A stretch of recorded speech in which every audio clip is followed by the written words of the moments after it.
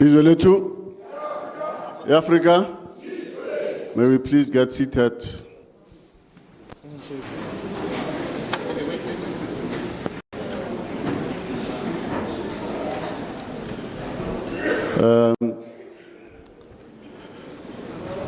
My task today is to manage the process, the program, and take it to its finality. As is usual, we will start with the prayer by Reverend Moerane. Reverend Moerane is a friend of the PAC. His political home is next to the PAC, but Reverend Moerane has always helped us, particularly when we do our annual pilgrimage to Sharpeville. Tate Moerane, ka re bulela ka thapelo.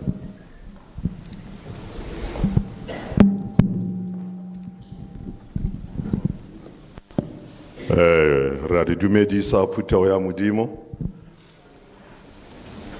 Ke rata go leboga sebaka seo re se fumaneng go tla go felehetsa our comrade, father, uncle, grandfather to others, and a leader. At home, I made a remark about this day. When we unveiled the Freedom Park, we did not realize the magnitude of the Freedom Park. as the TRC recommended under the leadership of the Emeritus Archbishop Desmond Tutu, that we should honor the fallen heroes and heroines.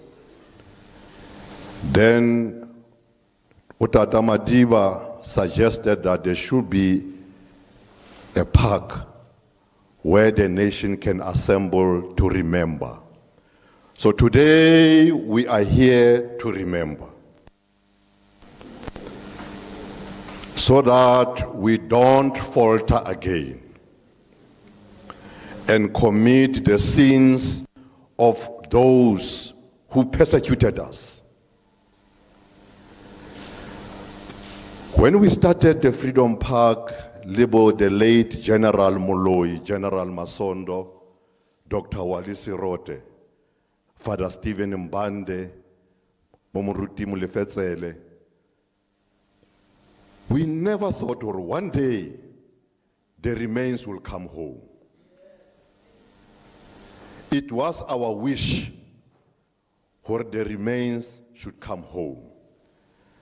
We started a program, Yaholata, the spirits in exile. We traveled around the world to fetch the spirits of those who died in exile. We thought, Hori, this day will never come. The last one, Eri Dirileng Ilebotlhoko, was Tanzania. Relebeletse mabitla abana ba borona, especially from the Val Triangle where I'm coming from. Bana ba Buipatong. We lost about 23 young people from Buipatong who were ambushed on their way to the camp. And we never thought that one day, this day will come. So, ha ke rapela, ke rata fela ka bokhutswanyana to assist the family, the congregation, e kopaneng mona. Hore nako nngwe we take the message of the Bible very easy because we don't understand. When you go to the book of Genesis, chapter 50, verse 25 says, then Joseph made the sons of Israel swear,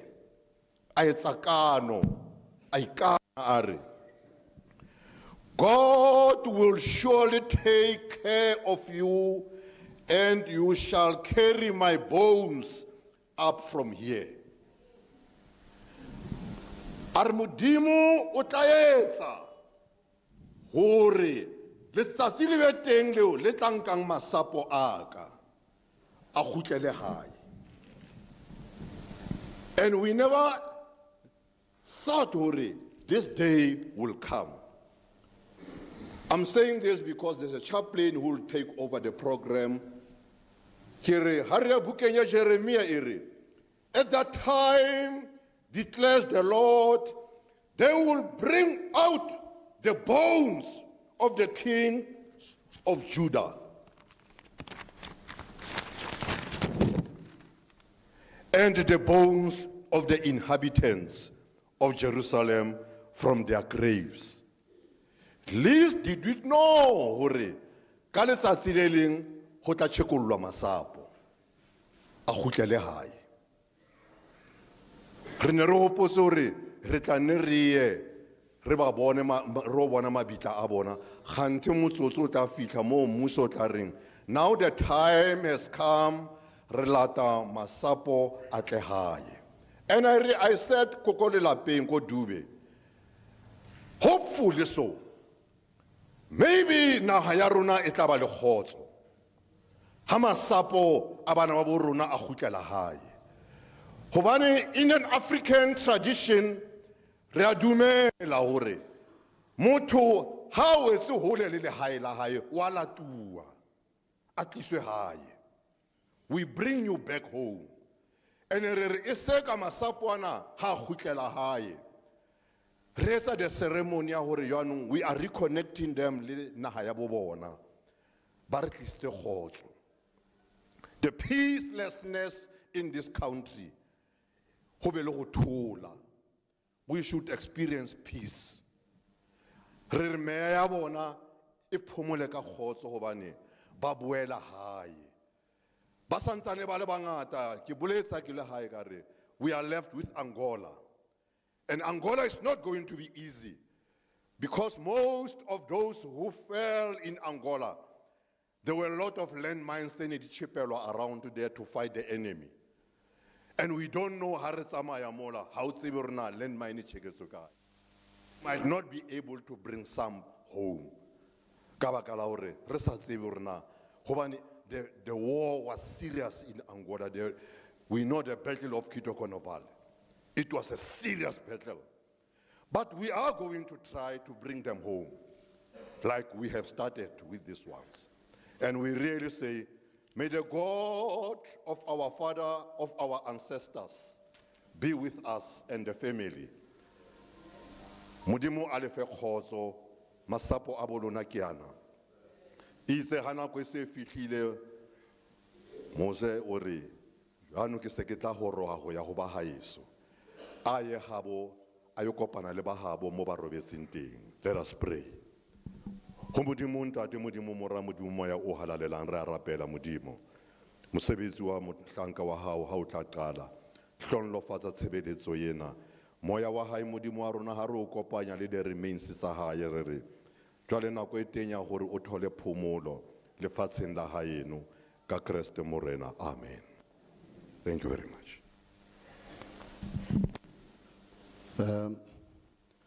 Mafrika, the next program, the next item in the program allows me an opportunity to explain why we're here. That Edwin Makoti is one of those stalwarts of the liberation struggle who are less known. Makoti comes from a village, the Makotis basically come from a village in Hohobeng and the surrounding area in the Eastern Cape. It's Starkspruit, Estek, Bashonjala, Bantubakon. The area itself has produced many other stalwarts of the struggle, including John Nati Pukela, who's also from Hohobeng. It's an area marked by colonial borders because it's a walk away from Lesotho. That area on its own needs to be properly defined because it has worked at uniting the people from Lesotho and our own motherland, and it has a better understanding from an educational point of view of the development of the struggle. Makoti was a year older than John Nyati Pukela. Like John Nyati Pukela, these are comrades who did not want to be in the front page of the struggles. They always worked in the background and did a lot of work that rose the flag of the African nationalists. They belonged to that bloc within the Congress movement that believed in African nationalism, that actually believed that we and people are our own liberators. They worked at this over the years, and when the time came for the struggle to take up arms, they were the first one in that area to lead that struggle. You know the story of John Pekela well, but the story of Pokela is the story of Edwin Makoti. The difference, the minor difference, is that Tate Makoti was what we call an ideologue.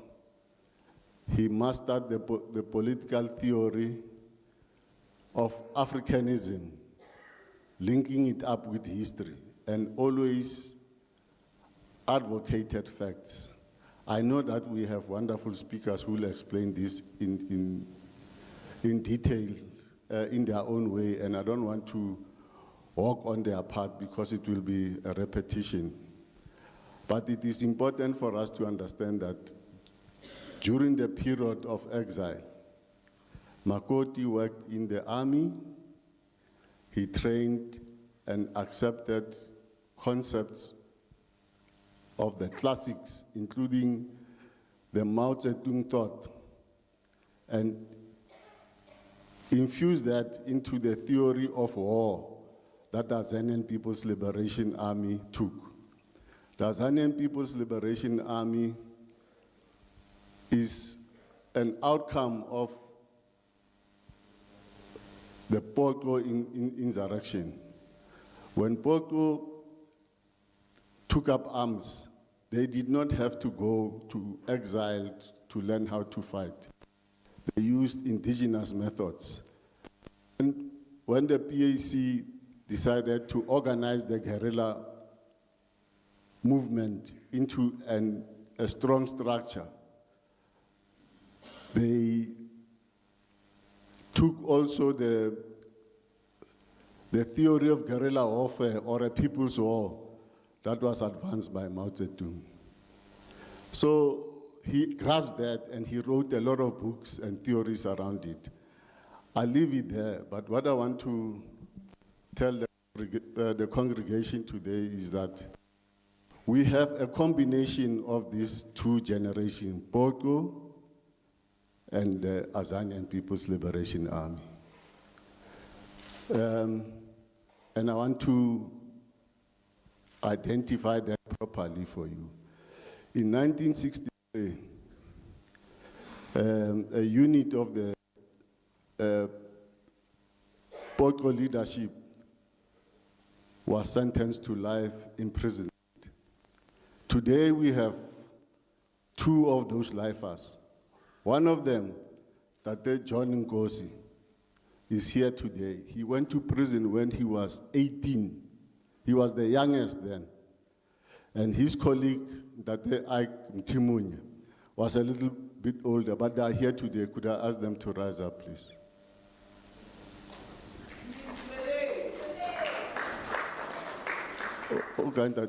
Tate John Kiyo, John Nkosi.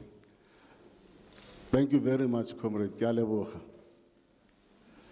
Now you'll notice that in the PAC, our leaders have never really occupied the front page of any newspaper. They've never been interviewed by documentaries, by particularly the corporate media. In fact, even some of our members in the PAC did not know this history. We always come to it when it is rough, when we have to bury or rebury somebody else. This is the sad part of our struggle, but it is upon the current leadership of the PAC to keep the records and have the information available with today's advanced technologies so that we are all informed. I think we take responsibility for that because, like I said earlier, we are our own liberators. I therefore say that Tate Makoti has given us a gift with his writings. He wrote several position papers for the PAC. And I must confess, I've never met him personally. But I've been friends with people who are close to him. I've been friends with the late Vusmak. And I spent a lot of time with Bravos, who was the chairman of the PAC. And Bravos would never end a discussion we had without referring to Makoti and how brilliant he was. And you know, one of the important things in life is to be acknowledged by your peers. is to be acknowledged by people who are traveling the same road with you. In my book, Vusi was the greatest son of Africa we've ever had, and I had the privilege to talk to. But he was telling me that Edwin Makoti was the greatest person he has ever had the privilege to work with, to do lots of work for the PAC during the time when he was chairman of the PAC. So that sort of relationship among comrades, I think is a powerful credit to both of them and to the PAC, because we have had a list of powerful leaders who are competent, who did wonderful things, both here and in the international world, where people did not know anything about us. I think that is enough for me to introduce why we are here. I'm going to follow the program very strictly, but allow people to express themselves as much as possible so that we come out of here enriched. I'm now calling upon David Makoti, the son of Ndate Makoti, to come and speak.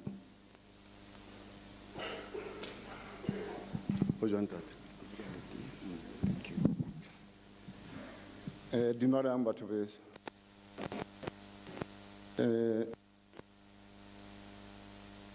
Ka yona hore sebetsa jwang, but please mo ke fositseng teng le nkinele matsoho metsing, all protocols observed.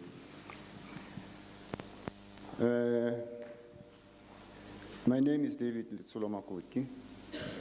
For the longest of time, I thought I was the first son of Ndate Makoti, until the age-old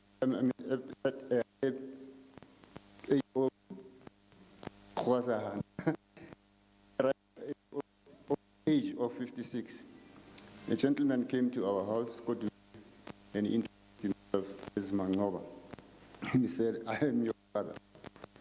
I looked at him once and I realized that, looking at the features, this really is my brother. So, Ndate Makoti was married to my mom, Miriam, and they were blessed with the late Linda. And then Dungu, she's married to Kundungu. And her last born, the late Tebu Makoti. Oh, okay. My old man left in 1963 when I was 9 years old. But even then, he used to come in and out of the country, even while he was in exile. I am told that he was nicknamed Carlos in exile, based on a character in the book by Frederick Forsyth, The Day of the Jackal. He would come in and then would in some way get a message over to my mom that he's around. He never went to the house directly because it was under surveillance. So we'd go to my aunt's place. My mom would say, "No, we're visiting my aunt, Kilane." So we'd go to Kilane to visit my aunt. And then my father would make an appearance. And it was one of the most exciting encounters that we had. And that happened for some time until one day he met a comrade named Walaza. And the following day, Walaza had arranged that they have a meeting, and he agreed. But he was a very intuitive man. For some reason, he suspected that something was not right. So in the middle of the night, he slipped away. The following day, Walaza came in very agitated and anxious to find him not there. And 5 minutes later, the house was full of police. Walaza was working as an informant for the police. But as usual, he had slipped out of the trap. And we were worried that did he make it or did he not make it? But a day later, we got a telegram in the days of the telegram. We got a telegram stating that Aunt Shirley's surgical operation was a success. And we knew that it was from him. because the only Shelley in the family was our dog. So fast forward, in 1979, 15 years later, I was working there and I managed to buy myself a car.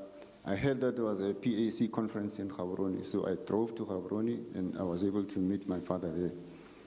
And during that meeting, I was seated with my dad in his room, and then a gentleman came in just to greet. And this gentleman was Mangoba Kuveka. My dad did not know that this was his son, and Mangoba did not know that this was his father. Later, they met later in Tanzania, and then the acknowledgement was made then. Suffice it to say, the happiest moment for me was during my trip to Botswana. I had met a lady. We had a relationship, and that ended up in marriage. So during the Lobola talks, I took 2 combi loads of my relatives to Botswana. They knew that they were just going for the Lobola. And then my father made an appearance in that group, and it was fantastic. Everybody was excited because I had never told anybody that he was going to be there. And then sadly, years later in '89, we got the message that he had passed on, and we went to Harare to bury him. Now, I'd like to convey our deepest gratitude to the government of South Africa and everybody who helped us to make this day possible. Thank you so much. Thank you.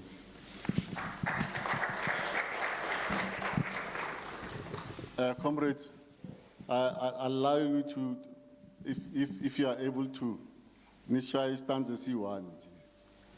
I'm not sure which one.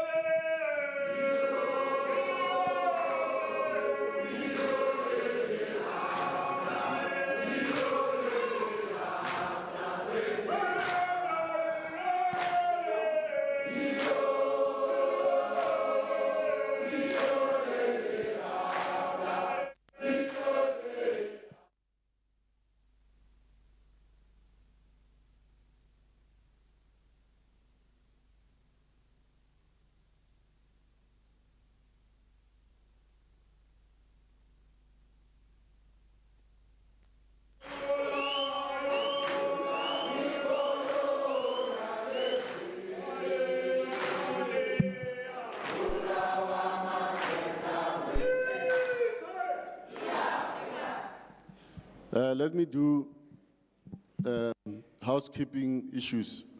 First, let me explain. This is an official funeral. That is an outcome of that process of repatriation and reburial of many of our comrades who fell outside the country. Remember that the state president at Freedom Park made this announcement about many people who, I forget the number now, who are being repatriated, particularly from Zimbabwe and Zambia, who were identified and families had to go through a process, and they were coming in when the state presidents announced their return. This is part of it. This is part of that. But because Ndate Makoti was a senior leader of the PAC, we are according him a state funeral in order to mark his contributions in the struggle. So that is why we are handling this program as part of the state, particularly driven by the state. But here we have the state represented by the Premier of Gauteng, Comrade Panyaza Lesufi. We also have leaders of the ANC here among us. We have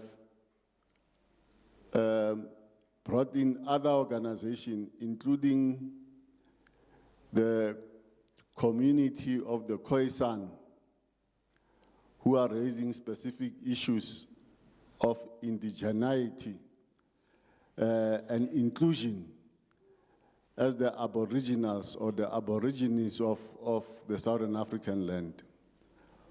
We are here using this platform deliberately as a unifying platform because their death were a political struggle. They must unify all of us. We also have, the leaders of the Aborigines are here, and let me ask the Larry family to stand up because they're here with us. Reverend Larry and Fazer.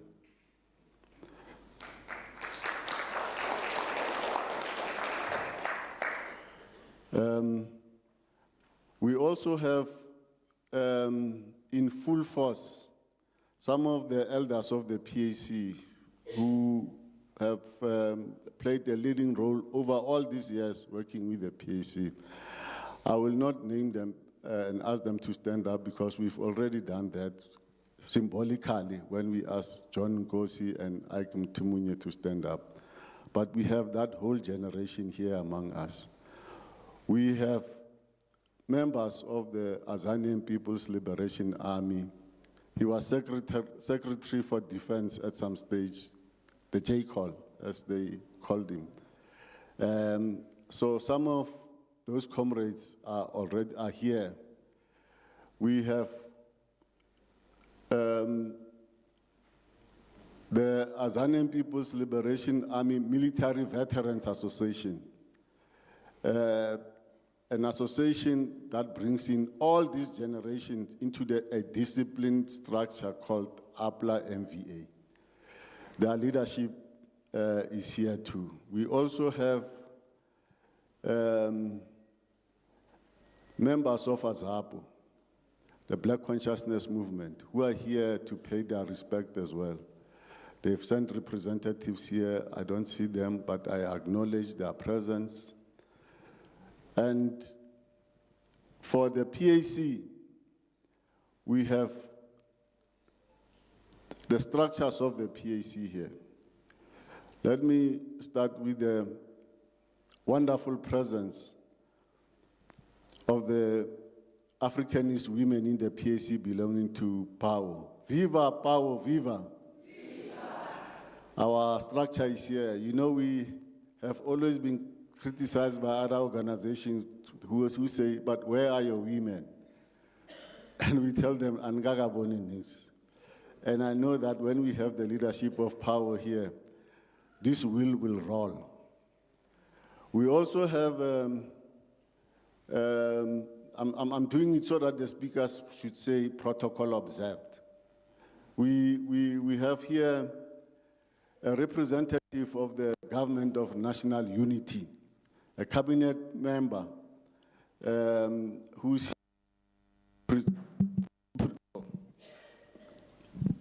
I don't know what happened. The PAC participates in the Government of National Unity because primarily we will not help the masses if we are on the sidelines. We need to participate and work with the rest of the people so that our voice is not a voice of offense or a voice of children of a lesser God. It must be in the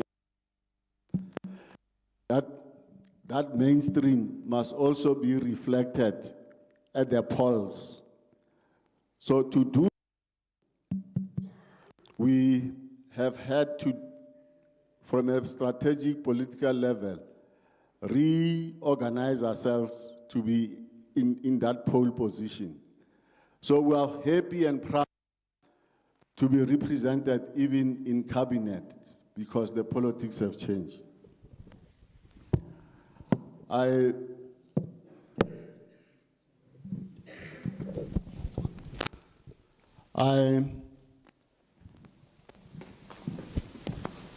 I'm actually introducing Minister of Land Reform and Rural Development Affairs, Minister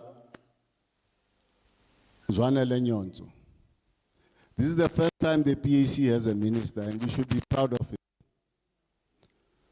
I now introduce him again from a different angle. We have the president of the PAC, and he is joined by his National Working Committee. The National Working Committee deals with the day-to-day operations of the party. We have members of the National Executive Committee. The NEC represents Congress during the year and then take decisions to lead the PAC between annual conferences and the Congress. We have other component structures, the youth, and so all represented here. So I plead that we recognize all this formation and accept that they're here. I'm making a mistake if I don't say on behalf of the state that we have representative of the South African Police Service. Comrades, we are doing things in an orderly manner now. We will not lead if we are ill-disciplined, if we don't understand that we work in a society that has various other representatives or stakeholders, if you like, in a political language. And we must learn to shake hands with them, talk to them, and let them understand that the Africanists are always here. By doing this, we are cleaning up our image. You must clean up your image. We were always seen as nobodies. But today, I don't think a week goes by without you seeing us in the media. We will increase that space as we go along. But you know, there's always a beginning, and it's very difficult to, like mothers know teething problems. Teething problems will always be there, but the child will grow up.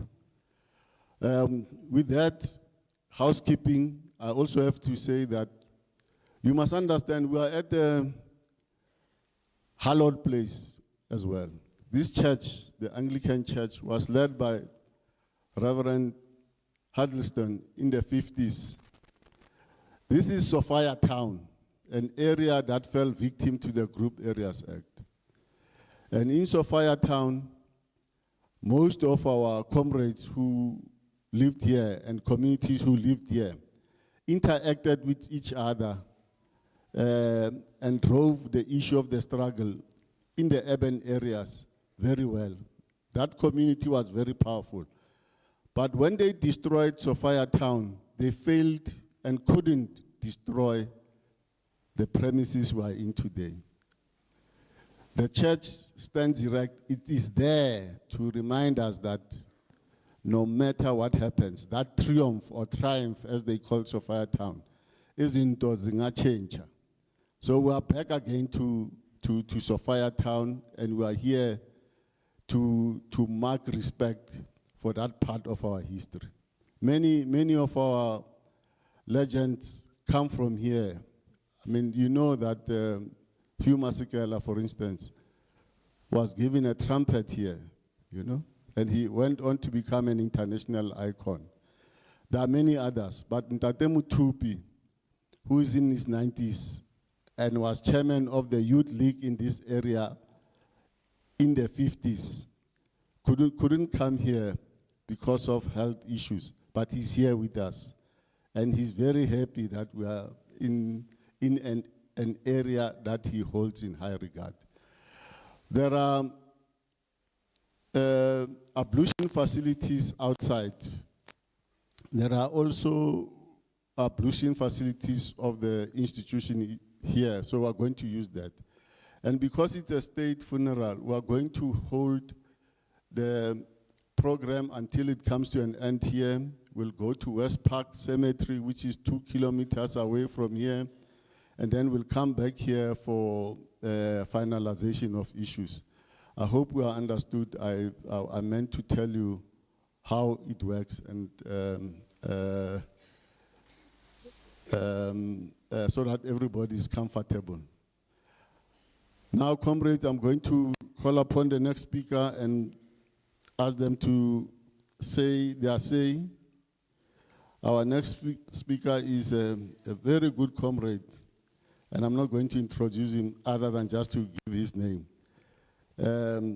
He's a stalwart of the PAC. He was a member of parliament in the 90s, if I'm not wrong. I think the second, they call them administration, the second administration. He was a member of parliament.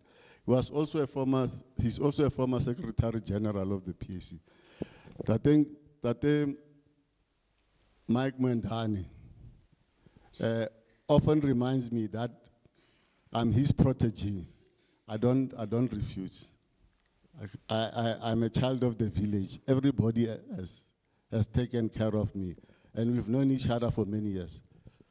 Bra Mike, the floor is yours.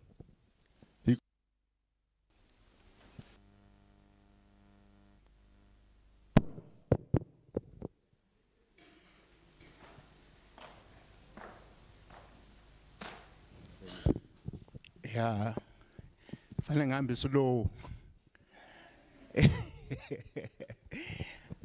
I have been blessed with 8 years, and I was brought up by Makoti. I met Ntate Makoti when I was around 32 years of age. So I've known him a long time. And the best time that I spent with Ntate Makoti was when Comrade Vus Make, and I spent time with them in Yugoslavia. We went to Yugoslavia when the PAC had a breakthrough. PAC was isolated for a very long time in exile, deliberately, by certain forces. So this was a breakthrough for us to be able to get training for our forces, and also many other things that the Yugoslavian government did for us. They put us back into the map, and I was into Ntate Makoti. And he executed himself very, very well in Yugoslavia there, convincing the Yugoslavians about the PAC. I have got 10 minutes. 10 minutes is too little to talk about Ntate Makoti.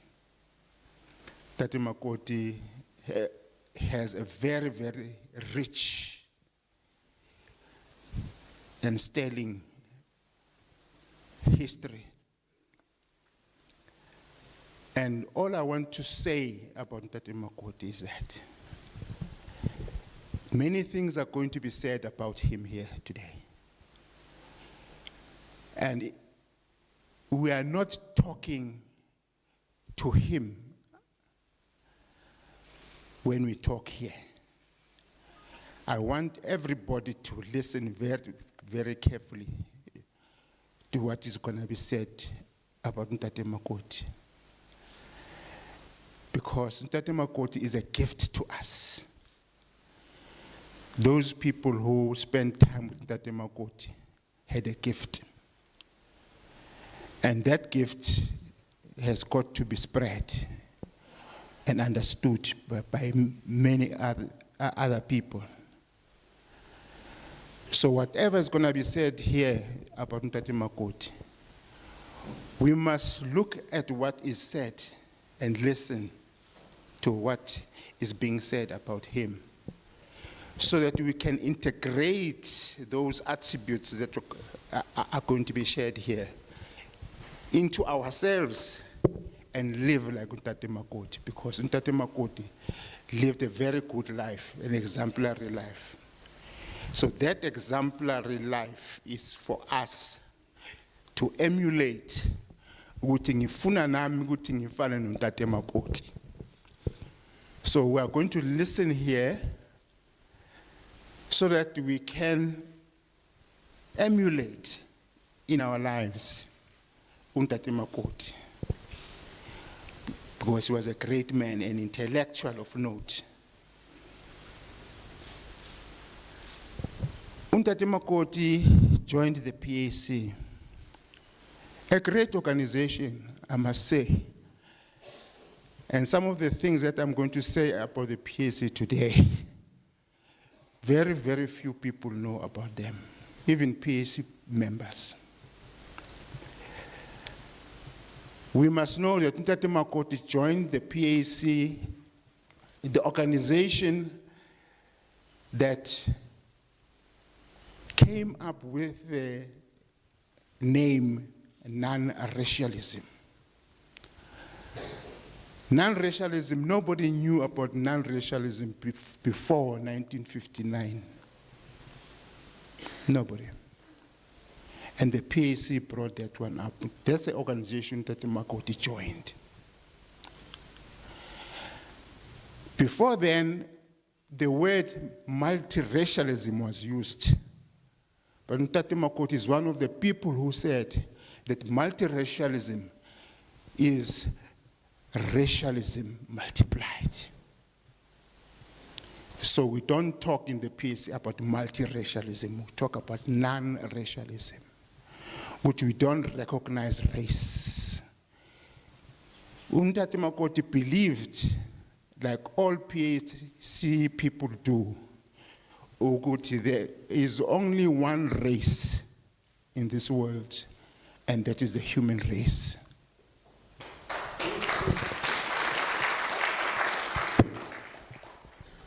And that does not allow us even to talk about colors. In the pages, you see, we don't have colors. Because everybody is identified according to the country that he comes from. I don't know of any colored country. And the PAC does not recognize colored. We talk about Africans. We talk about Africans, the Khoisan people who are the indigenous of this country, just like any other African, by the way. We belong to one race, the human race, but we are Africans. Now, those are the things that nobody knows. Today, every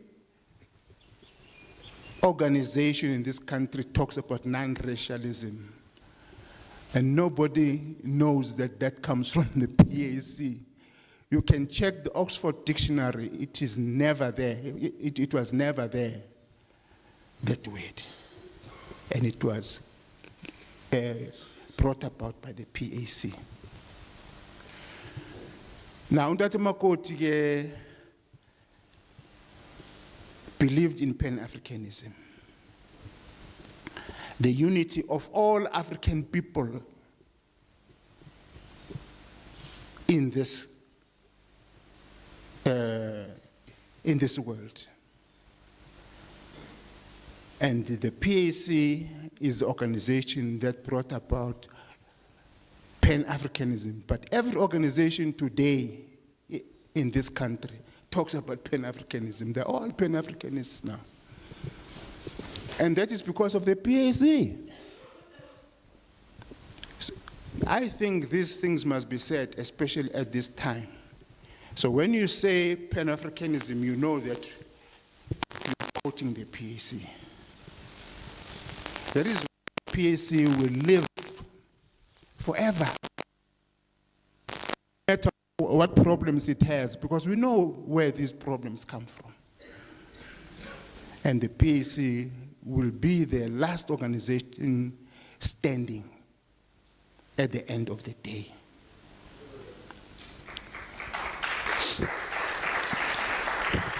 I have been in the PAC for 63 years now. That's a long time. Every day, there is never a day that I don't talk about the PAC. Never. Worked for it. My life is PAC. Whatever can be said. And it is because of the inspiration that I got from Ntate Makoti. He inspired me quite a lot.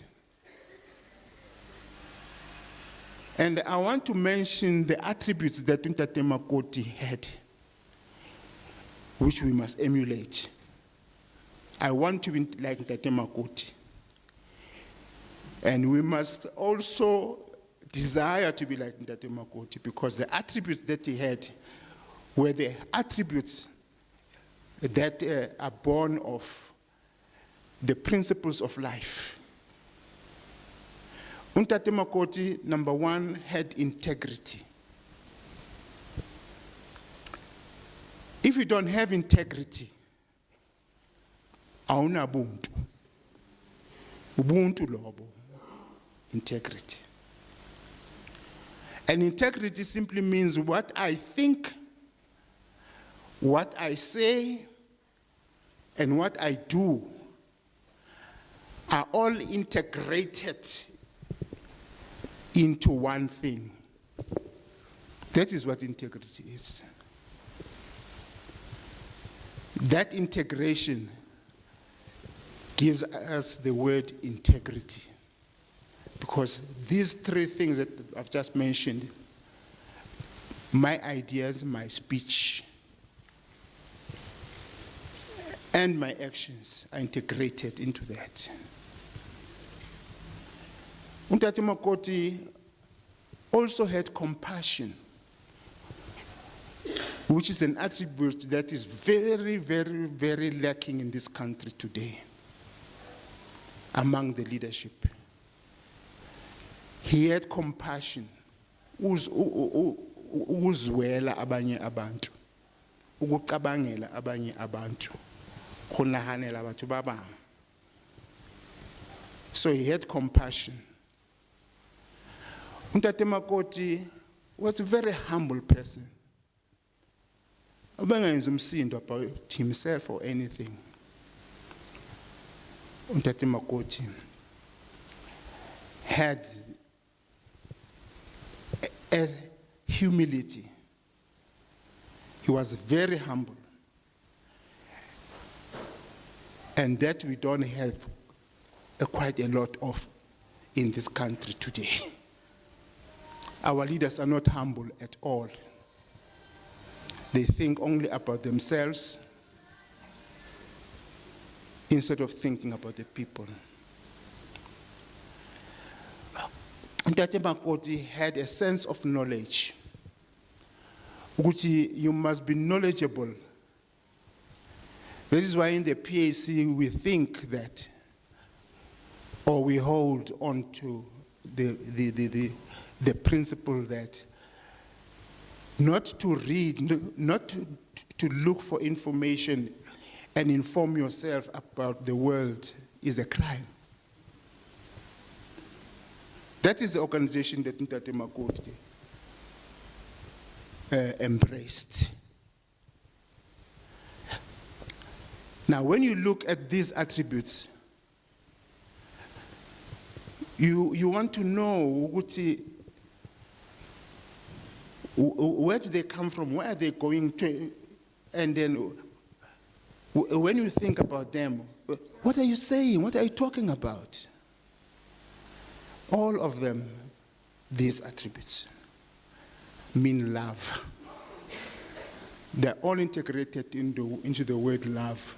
Ntate Makoti loved people.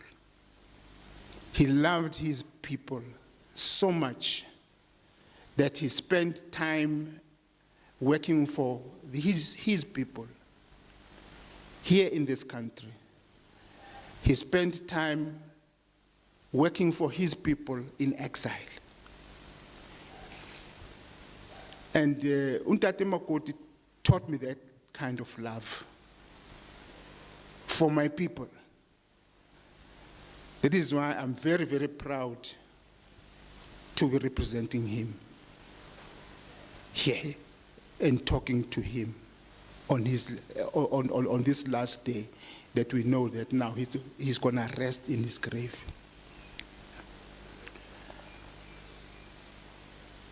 And Untate Makoti was a kind of person that had a lot of wit, humor and wit are attributes that you never find together in one cup. But Untate Makoti had wit and had wit and humor. I mean, whenever you're with Untate Makoti, there was laughter all the time.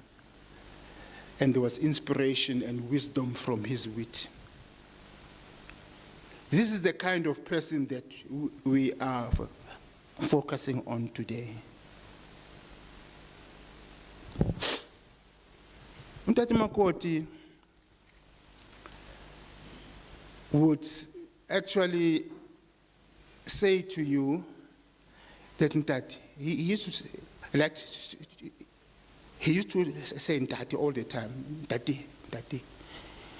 And that was his way of talking to people.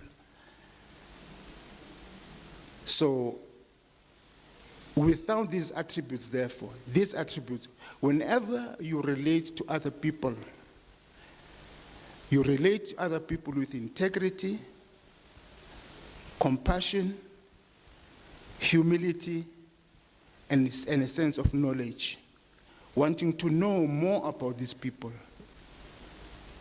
before you know yourself.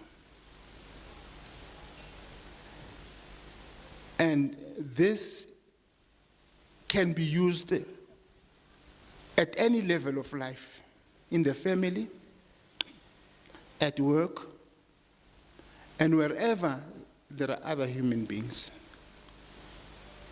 Untate Makoti used to use these to relate to other people.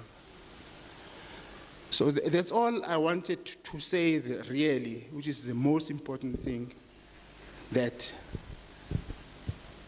we must emulate Untate Makoti and live according to how Untate Makoti lived his life. He did not live his life uselessly. There was purpose in his life.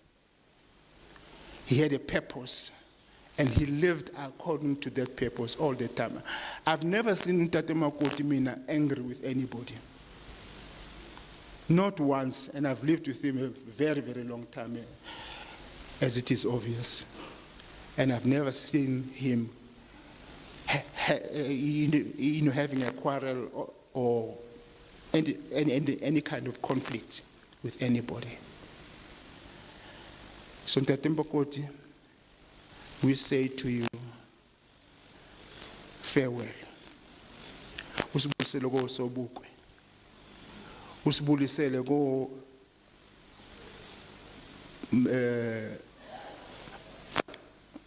usibulisele ko Phokela. Usibulisele lapho uya khona kubo bonke laba abalwela ilizwe lasekhaya. Ngiyabonga ukuthi ngithole lethuba lokuthi ngikhulume ngomuntu obaluleke kangaka, umuntu who is so inspirational. Thank you. Thank you.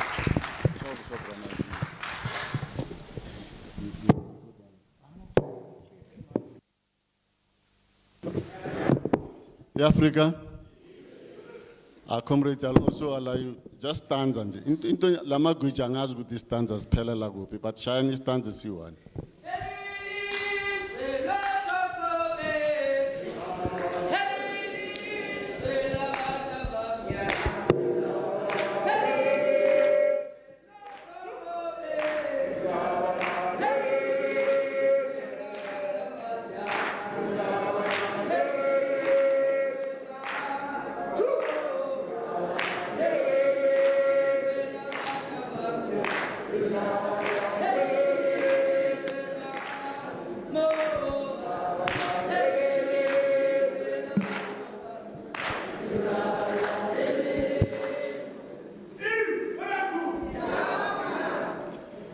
Africa, I'll make this pronouncement as I get informed.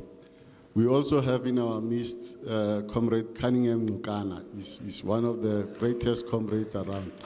He's my friend, he's my age mate. You can see that his hair is white. I'm getting there too, but because me, I'm indigenous, it will take a bit of time. And then we have, and I must say this, I have to say it properly. Hey, comrades, you know, when we do this repatriation and reburials, we interact with families.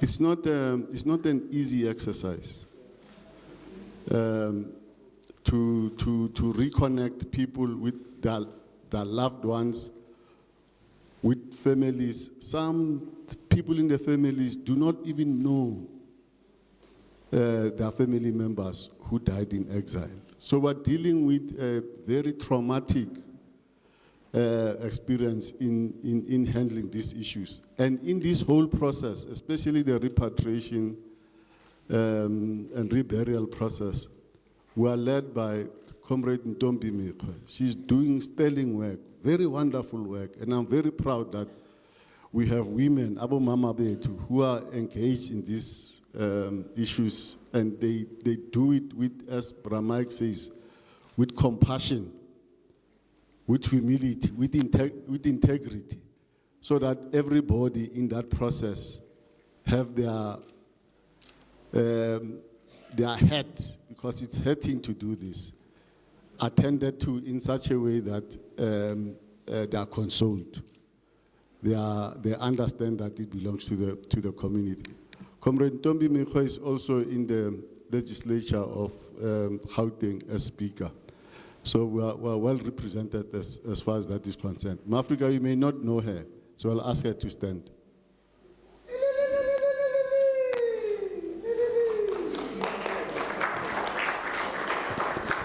Thank you. Our next speaker is Comrade Gilingwe Mayende. He's a technocrat, but he comes from the liberation movement. He has worked on this issue of land, and I recommend that you buy his book. He has a book doing the round. If you are an Africanist or a person concerned with the nation and you haven't read his book, hey, I think you are walking in the dark. You must enlighten yourself with some of the things he has written. He's not going to talk about that here. He's also in the cabinet minister's team as advisor. He's an academic, obviously, and has done a lot of great work, but a cadre of the PAC, Comrade Mayende, the floor is yours.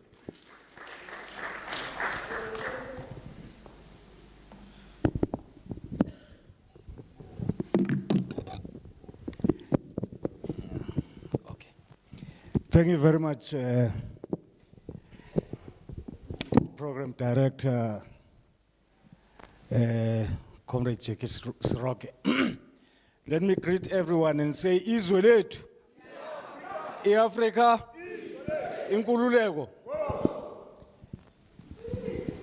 When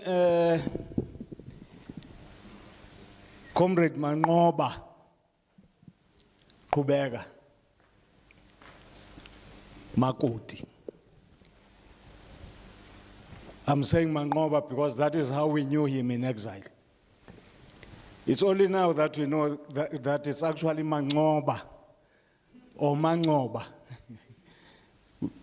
We even gave him a nickname, derived from that name, to say Ngobisto.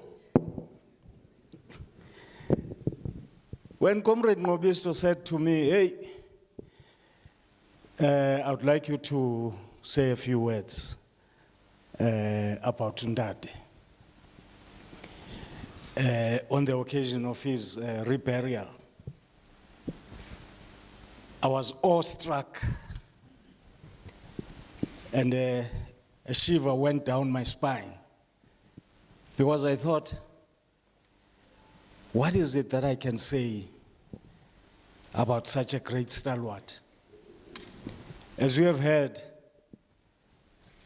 Undate Mike Mendane, this was no ordinary individual. But I decided to take up the challenge, especially because Africa Mangoba asked me to make a presentation from a cadre perspective. And I thought, wow, that is well and good, because at least it will be like a son talking about a father.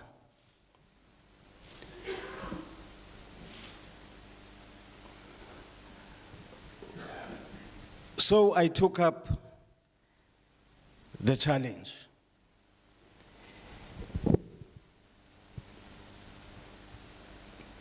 Undate Mendane says to us that he has been a member of the PAC for 63 years. In my case, the figure is 44 years. So I also lay claim to being a veteran of this organization. That said, then, I had the privilege of watching Undate Makoti at work over a period of the 11 years that I spent in exile, which was from the early, very, very early 80s to the early 90s. Ndate Makoti was a towering figure, not only as a leader of the PAC, but as one of those who played a leading role on the continent of Africa. So as I observe the protocol, that is just the preface, I would like to salute and greet the president of the PAC, who is also the Minister of Land Reform and Rural Development, the Premier of our province, one of our most energetic leaders on the government space. I'm sure nobody would contradict that. I would also like to greet all the luminaries of the Pan-Africanist Congress, the military commanders, retired and active perhaps in the SANDF, as well as the APLA Veterans Association, members of the SAPS, government officials who are here present, comrades and friends, and of course, all protocol observed.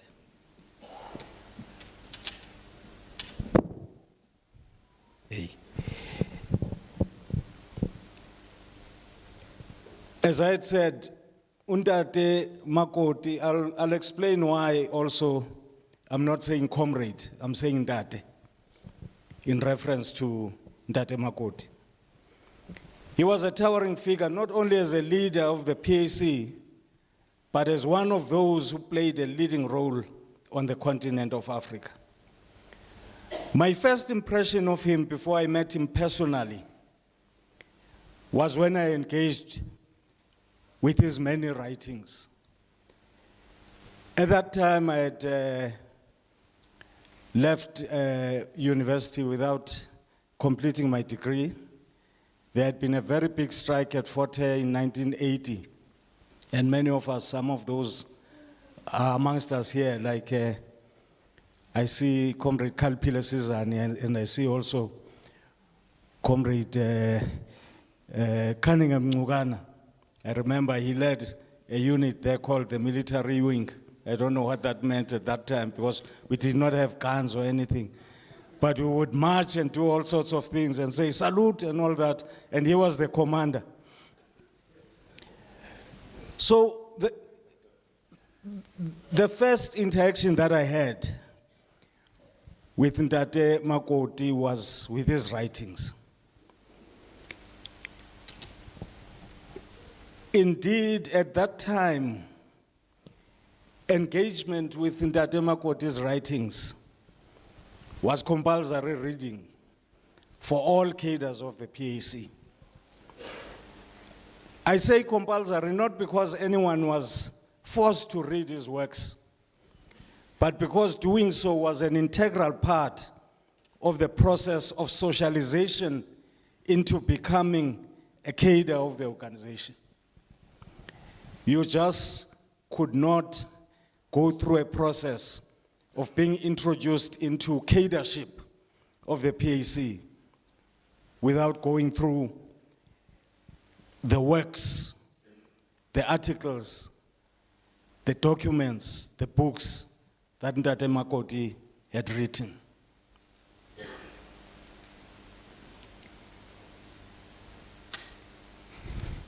The documents that Ndate Makoti produced took the positions articulated in the basic documents of the PAC to a higher level and ensured that the message that the PAC conveyed to the oppressed African people at home and to the international community remained relevant and up to date. He was an avid reader and a meticulous researcher who in those pre-internet days amazed all of us with the masterly way that he marshaled the information that he used in his writings. Some may refer to Ndate Makoti as having been an ideologue. I agree. But he was also a theoretician. He was a combination of a political leader, a philosopher, a scholar, a commissar, a military commander, a communicator, and a strategist. He had a way with words that could easily put some of the giants of literature to shame. His prose would veer from a poetic style to a flowery style with an ease that amazed many of us. He used his pen to such great effect in educating his comrades and contemporaries in leadership, and when excoriating the enemies of the African Revolution. As Secretary for Defense and Commander of APLA, he authored many of the Army's training and operational and field manuals. I remember how as cadres, we would laugh quite a bit when some of these documents were distributed with covers disguising what was inside the document. And some of these looked like innocent works of literature or even children's stories. You know, something like, I forget one but there was one that made me really laugh. It reminded me of what we used to learn at school. The book looked like one of those books from back then, from primary school, when you look at the cover. But inside, that is where you would find the book known as the APLA Field Manual. To mention just two major works that Ndate Makoti produced or was involved in producing, in fact, was at the forefront of producing those documents. The national mandate in Azania, and the other one, the legal and international status of South Africa, spring to mind. The first, that is the national mandate in Azania, expanded in great length on the positions set out in the PAC's basic documents and covered a wide range of developments within the political space that were current at the time, such as, for instance, the phenomenon of the so-called Bantustan self-government and independence. In this major work, Ndate Makoti also presented a sophisticated analysis of the configuration of forces in the liberation struggle at the time. The second document, this is now the one entitled The Legal and International Status of South Africa. is simply the stuff of legend and can hardly be compared to any other in terms of its sheer brilliance and level of analytical sophistication. This document essentially presented the argument that South Africa was a settler colony that never attained independence, for the simple reason that the owners of the territory's land, the indigenous African people, had been dispossessed of their land, and no state could, under these circumstances, be deemed to be independent. I heard Ndate Mwendane making reference to this argument that Ndate Makoti presented so cogently and so clearly.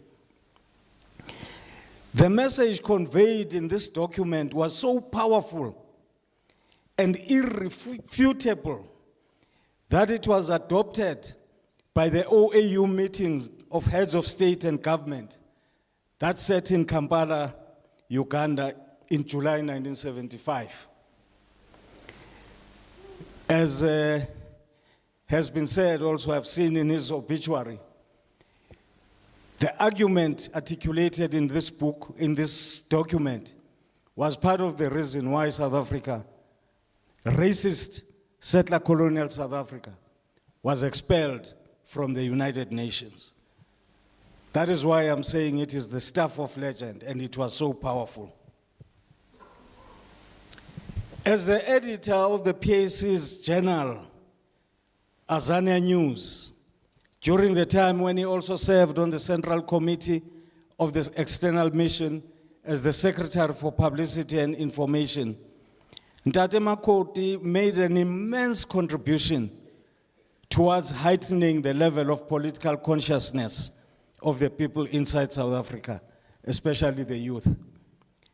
I'm sure, and I say this without fear of contradiction, that many of those who ended up establishing and joining formations such as Azanyu and PASO eventually will attest to this fact, that they were greatly influenced by these writings, especially as contained in the journal Azania News.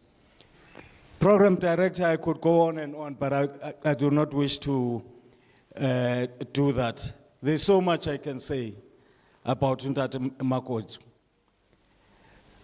But allow me to say a few words and to add to what Ndate Mwendane said. To say a few words about Ndate Makoti, the person and the revolutionary, as many of us cadres knew him. He was a consummate gentleman with an unassuming and self-effacing, but also a robust personality. And he also exhibited a cheerful disposition. Ndate Mwendane has alluded to that, to those attributes.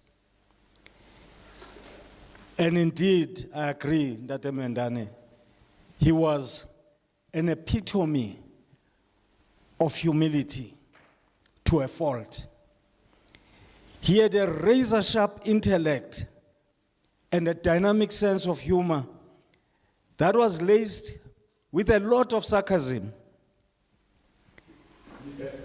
He did not suffer fools gladly. No, not at all.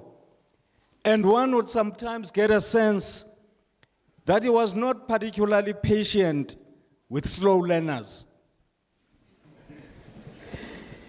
But he was a father figure and a mentor to many of us. He was fond of addressing, as Ndate Mwendane said, those amongst us who were males with the epithet of Ndate. And the cadres, in turn, used the same epithet to refer to him.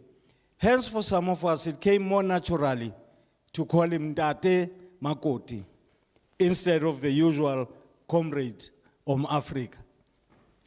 So that's where this reference Ntate comes from.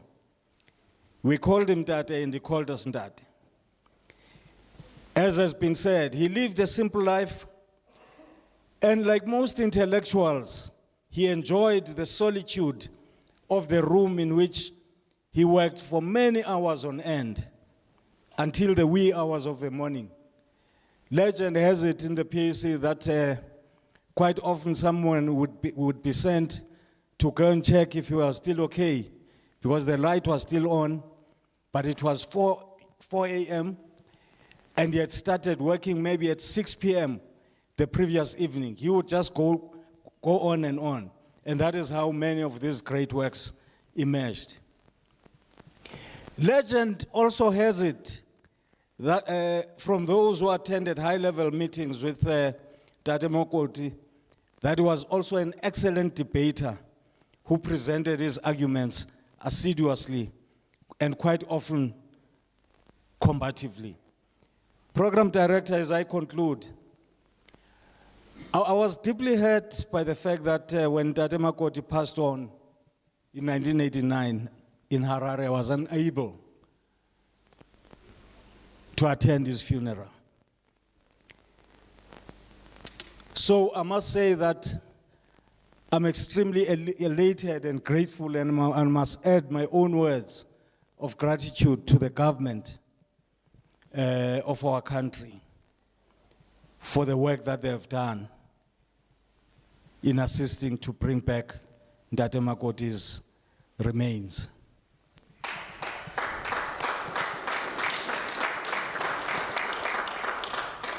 And also to the PAC leadership who played a role in that regard as well. To finally rest close to his loved ones, comrades, and the people for whom he had sacrificed so much. I thank you.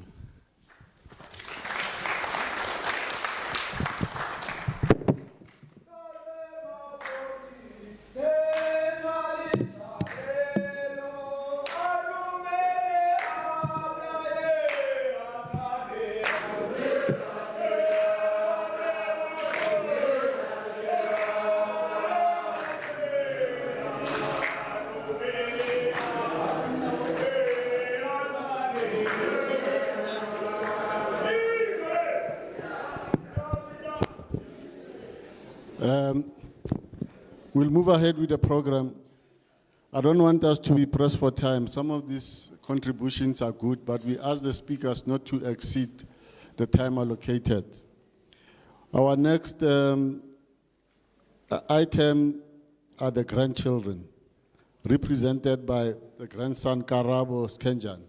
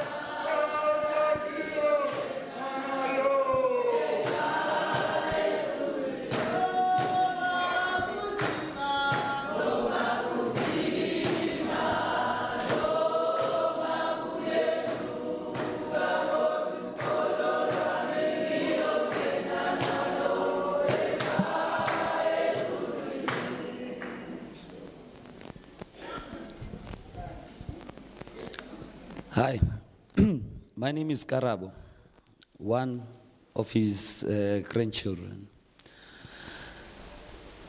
As one of his grandchildren, I would like to show or to say how I lived with the man in exile, or at least how he influenced me as a young boy.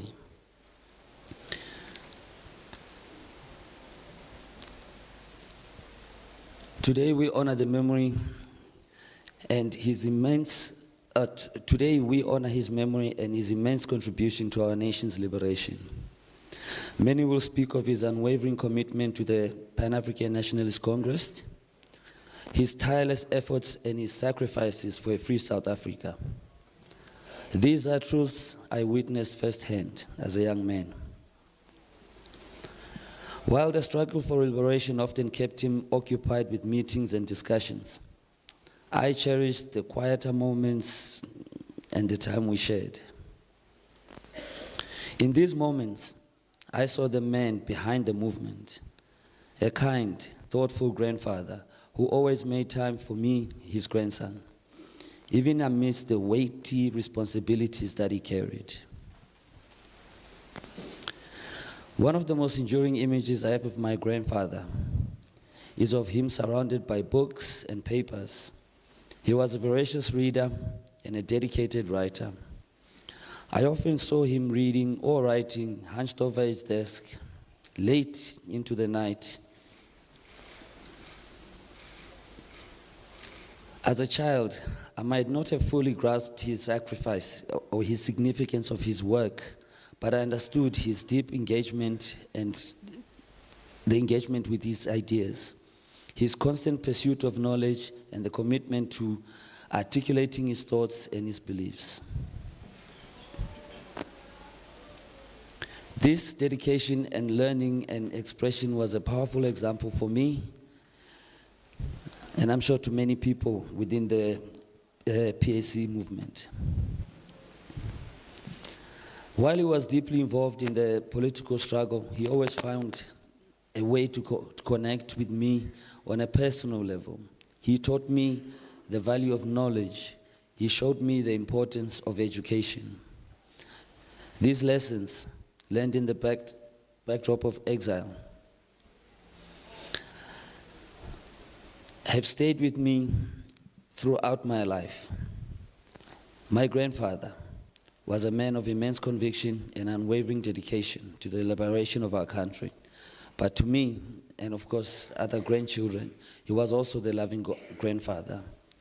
I'm proud to be his grandson, and his legacy of fighting for justice and his personal impact in my life will forever be cherished.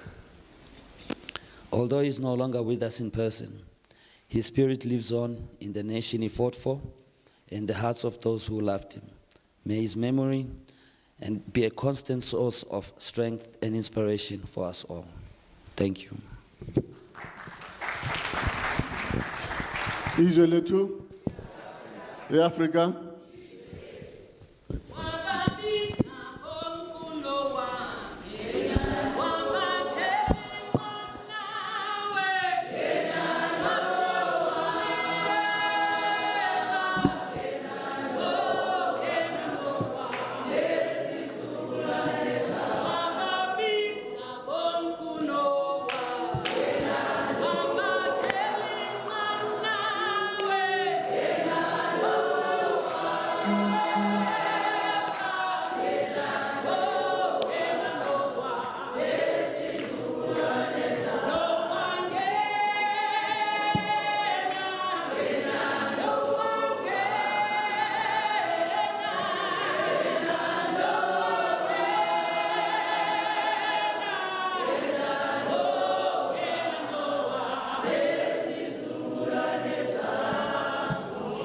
Israel too? Africa? Just an aside, you know this song, Our Biza Bongo Noah, it's a biblical story. But you won't understand how it has transformed the PAC. Because when we sang, I went to some, I'm in the leadership of the PAC, so I have the advantage and privilege of going to PAC regions and hear them talk. In this instance, they were saying, Wababiza bonke. Wababiza bonke unyonzo. What ngena ninonke. Because I think there's something wrong I'm doing here, having two mics. Because the PAC has, as you all know, internal ructions. But we worked on a program to unite all the forces. We united all that, and Nyonzo emerged out of it. I think the composers, even if they are anonymous, are very clever. So it worked well, and I thought you'll go there, comrade, but there is a song like that. Our next speaker is, I think I prefer to say the man of the moment. Comrade Mangoba has worked tirelessly on behalf of his family to bring us to the occasion today. And I also realized it, and it's still continuing, that he worked very closely with his wife. And they made a wonderful team. It's also a story of South African politics. You know, we're related to each other, comrades. Let's accept it. We're related to each other. We're even related to each other politically. Singabi no more, you know, if our relatives are good, let's say it, you know. If we love them, let's love them. But let's not bring the negatives into this whole big structure we're involved in. So I saw it in practice. There it was, you know. And I think it's a wonderful scenario. The team that we work with in funeral arrangement of reburials, they also saw it. So we are witness to this wonderful work that Mangoba had and the support he had from his family. Auslindol, I'm actually talking about you, and I say thank you.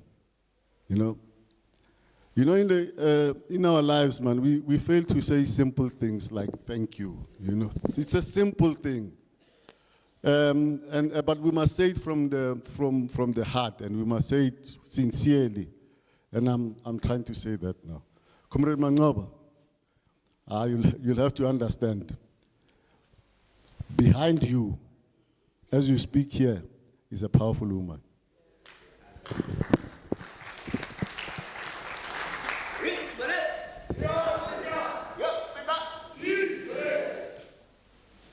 One, uno. 10 minutes. 10 minutes, yeah.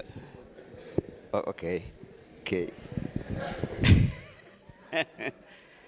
Sanbonani? Ninjane?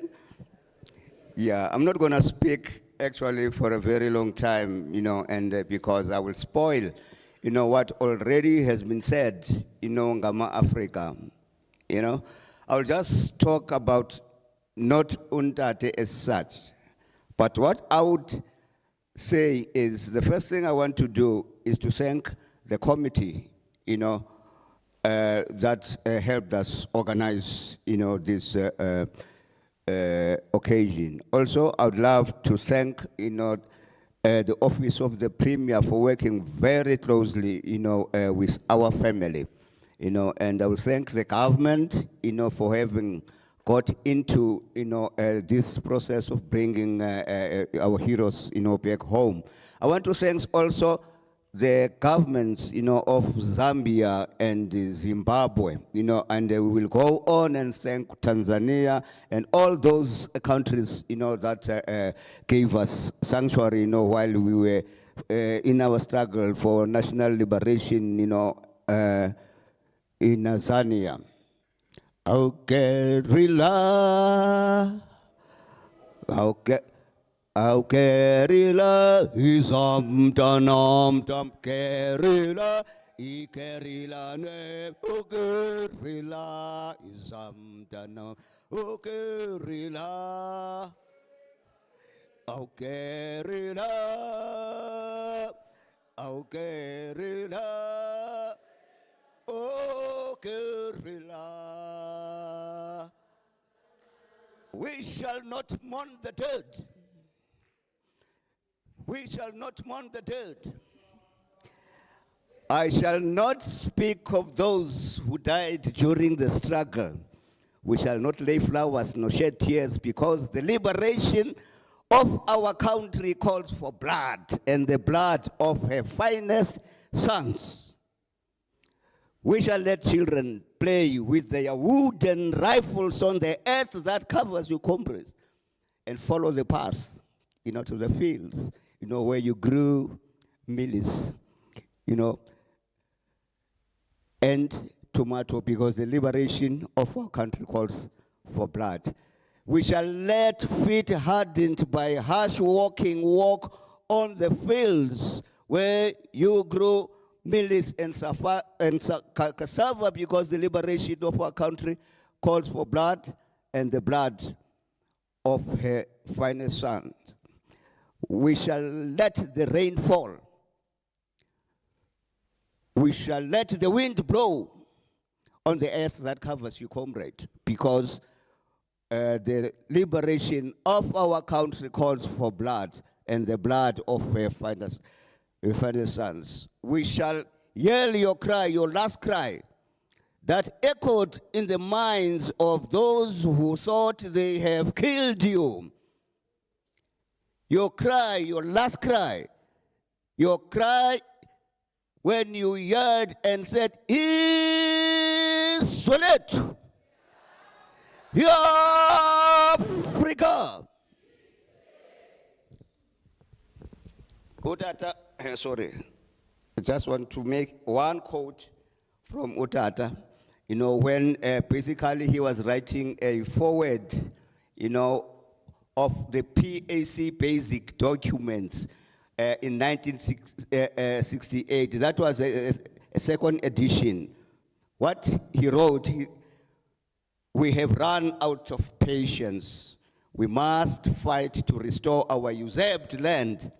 Our sons and their sons will carry out the fight where we live off until victory is won, until an Africanist socialist democracy is established in our land.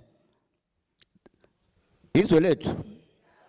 Yeah, I just want to say just very few things. I've not, like David has said before, I didn't grow, in front, of my father.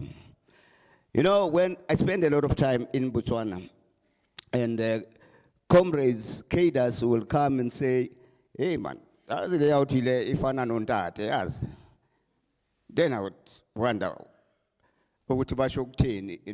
then what no baba batala babuya Eastern Cape tato kalela umna kwetu but mabe fika pha enansikeni engineer party obra Mike mabe fika pha engineer party but hey kwethini theni ngathi wena ufana nomakoti kangaka. You must be unyana gamakoti. So the last straw was when Dandihlala notato Mzondi, a Francis town at Shashe River, Sake umkuku, sifuna ukwenza agriculture up, Utato Mzondi sathi sihlele embawuleni soyithu. What I mangoba suka, he just smiled and said, mfana noba bangathini wena ungunyana gamakoti. And as David says, he came to Botswana. I spent some days with Botswana not knowing that he was my brother. Yeah, so, but now, the party were pushing me to go away and help at Tukwe. They even threatened me. The day I was supposed to leave, ngahlangana naye emnyango ndabulisa molo tata. Wathi hayi ndathi bakhona endlini ndamgqitha. We never heard a word.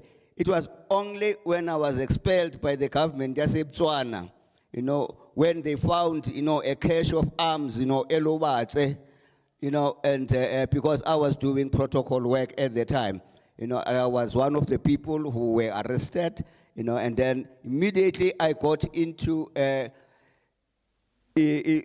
prison, in Gaborone. I declared a hunger strike, So now, I used to sing alone, and also with other in Antigama Kwicho, PAC. So the prisoners they joined us, the Botswana party. They would say, Umasire, singing about the president, of Botswana, when we sing about border, they were singing about Masire. Hey, government of Botswana, what is happening here? What APAC, nitate lomfo, aphume nje total. So I got PI Botswana. And the first thing can figure in again, and at the time the PAC was not allowed to send new cadres into the camp. So that's how I went to go and study journalism, And so what happened the first day, I met Ulinda at our school, Ulinda Makoti. What, hey, introduce babam, So one day, nothing Zola lap. What day, my mother wasn't introduce babam,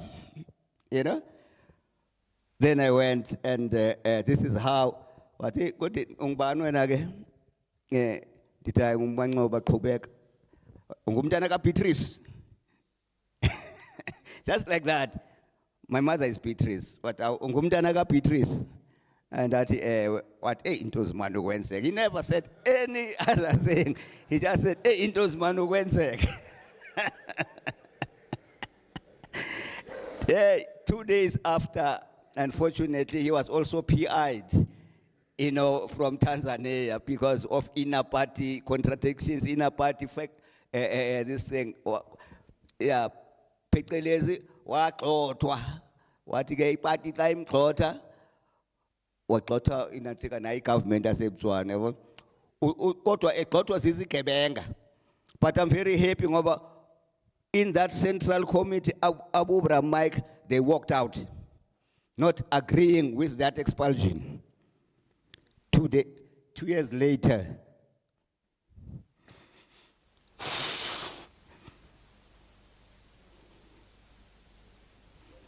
he passed on. Izwe lethu.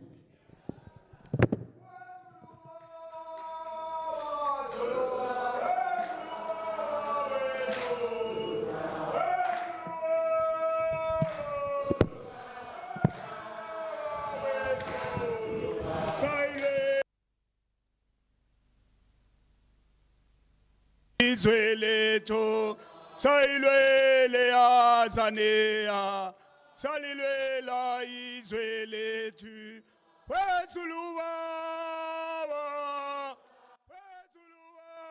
wethu wezuluwa wethu ayilwele yazane chi alilwela izwele ayilwele yazane salilwela izwele wezuluwa wethu wezuluwa wethu sayilwele yazane alilwela izwele ayilwele yazane alilwela izwele wezuluwa wethu wezuluwa wethu ayilwele yazane salilwela izwele ayilwele yazane alilwela izwele lethu iAfrika. Izwe lethu, Africa. It's a touching story. But I just want to put it this way. Inner party contradictions, internal fights, so-called factions, and so on in the PAC. We've gone through all of those things. And each and every member of the PAC who comes in, they express their hurt and the difficulties they've had at one point or another. But we have learned a lesson that how to handle contradictions, and how to come out strong from those contradictions. I'm just saying this because some of the parties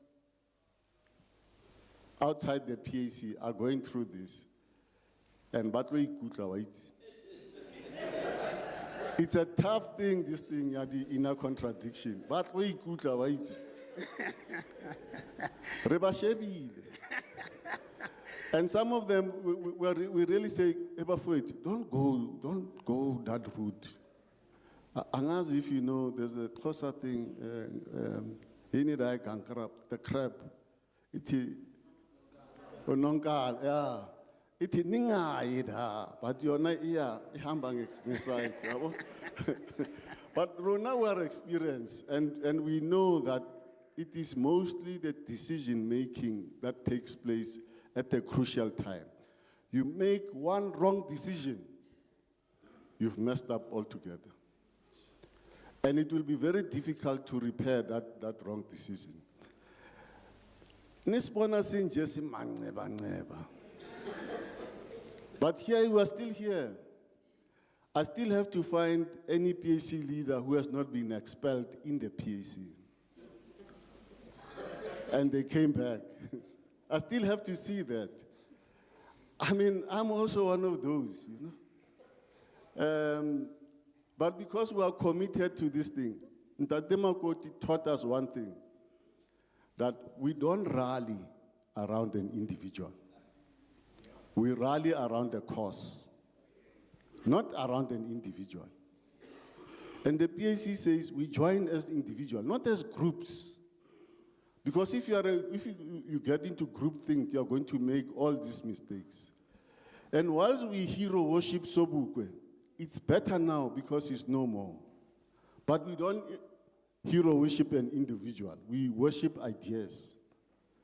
So there are many other lessons that we can continue to say this. But Rona, we are also privileged because when we went into the last phase and our contradictions were becoming too open, we resolved those contradictions in court.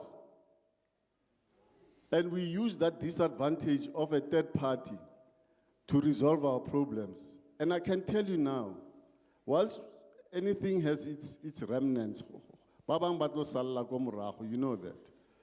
But we are going with them to a point of victory. So when Mangoba talks about Ntate Makoti, and we know these difficulties, that's why we must say them, we must talk about them. But we must talk about them because whilst we are a liberation movement, we have some reactionaries who are also part of the liberation movement. We have others who want to sabotage, but we are not saying we must expel them. We are saying we must bring them into the fold, let's talk to them, let's exercise party discipline, and let's continue. We are pushing a cause greater than what we are. It's a cause for mankind. Our liberation is very important. I thought I should just say that because Ntate Makoti, I'm sure he would have said it too. The next item on our program is by Edwin Makoti, Jr. And Edwin Makoti will read an obituary. Come, comrade. So must I sing? The humming thing. Okay. Yes, it is. I don't know. Vamulale unyana umntu ngenxa elungelo lokuvuna izwe lethu kuba cendezeli sobukwe asikoke lo msebenzi asuphetheyo sikhono kuzophumelele ngongo kuthanda kwethu ngongo Kuthanda kwethu ngiyanene nanentshukumo okuba cendezele ngenxa kamangaliso enkukeli yethu Makoti asekhokhe lo msebenzi asuphetheyo skono kuzophumelele ngongo uthanda ngongo uthanda kwethu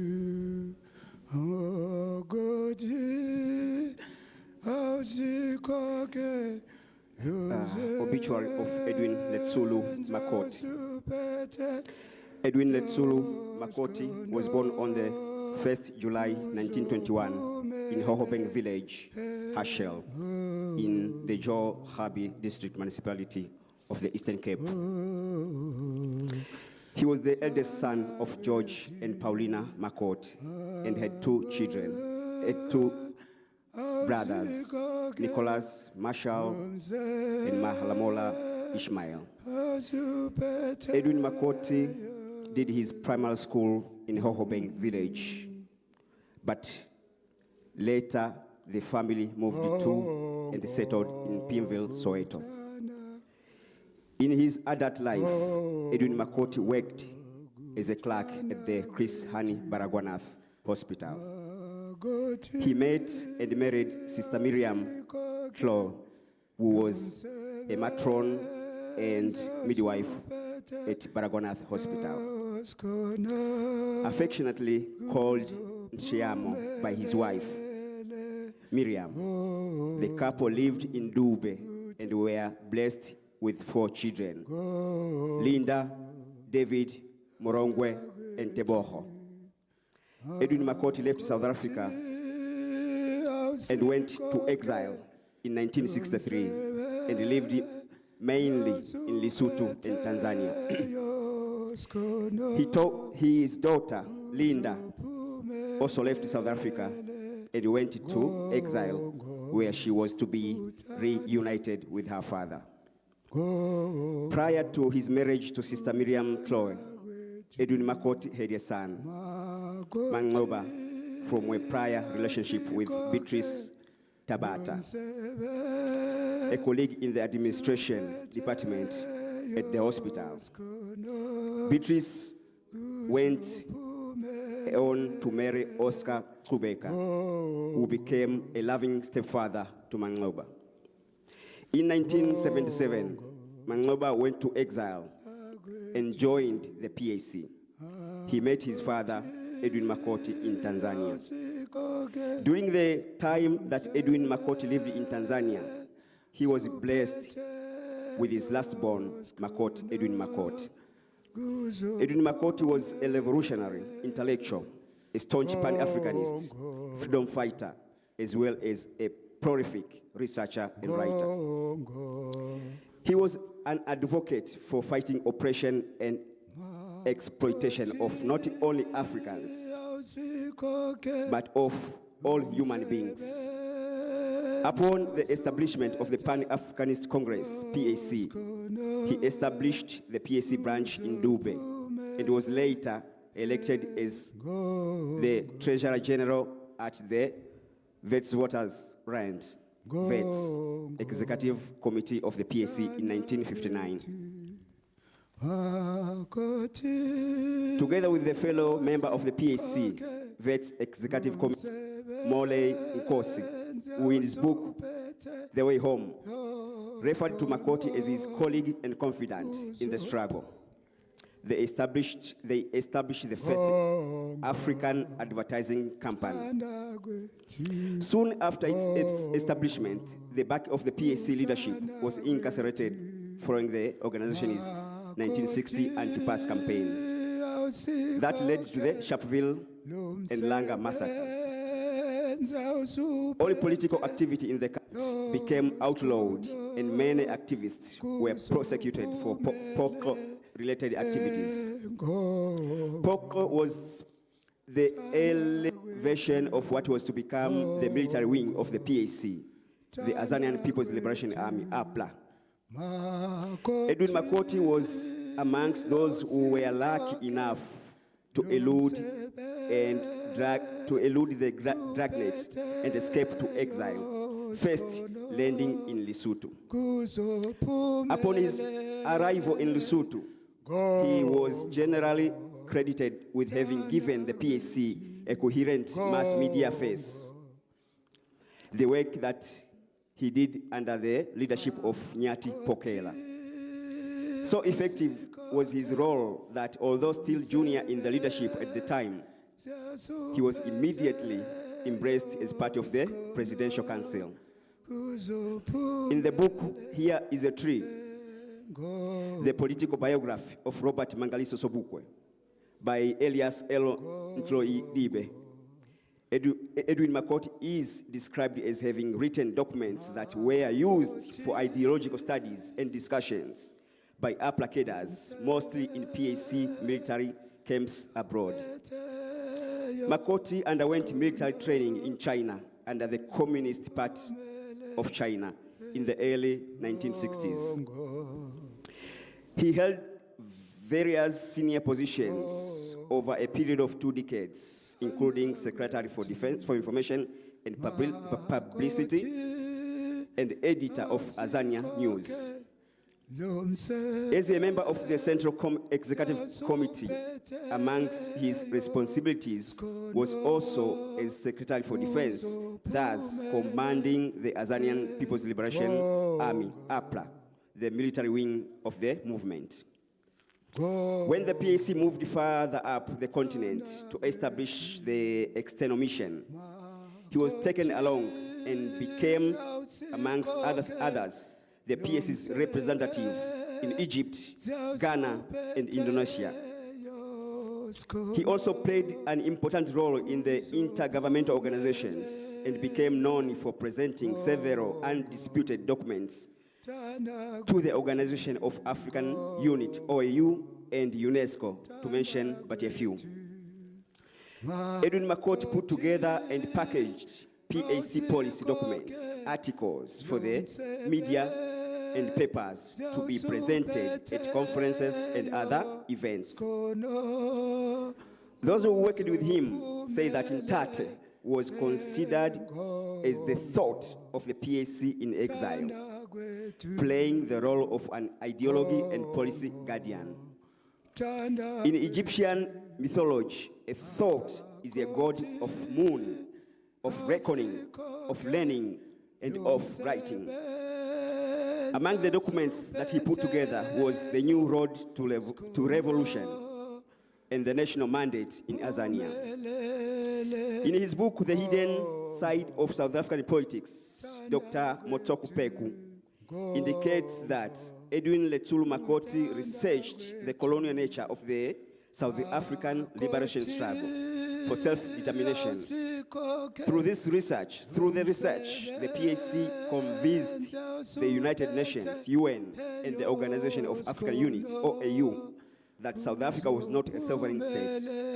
As a result, South Africa was expelled from the UN. Ntate, as Edwin Makoti was affectionately known by PAC cadres, led a committee in the 1960s whose objective was to unify the PAC and the African National Congress, ANC, despite the ideological differences between the two movements. His swan song was Unity of the Africanists and Africa as a whole. He lived in Hillside, Harare, for about 2 years before his untimely death. His love for and devotion to his people and nation is evidenced in his research, fighting for justice, freedom, and self-determination. This commitment, unfortunately, also took him away from his family.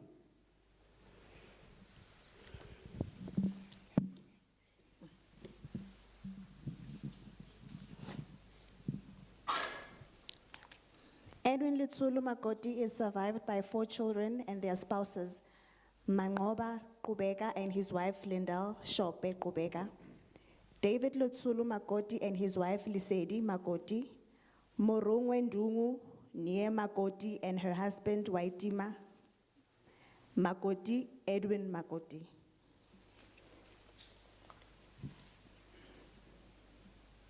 Okay.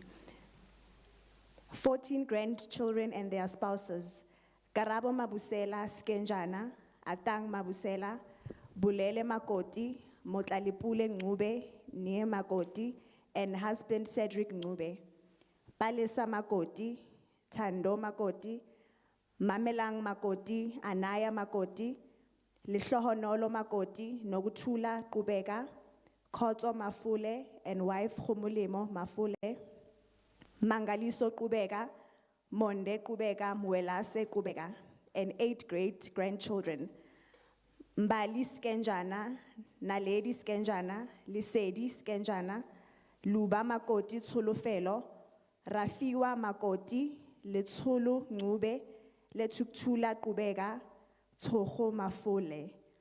Robala ka khotso ntate, izwe lethu.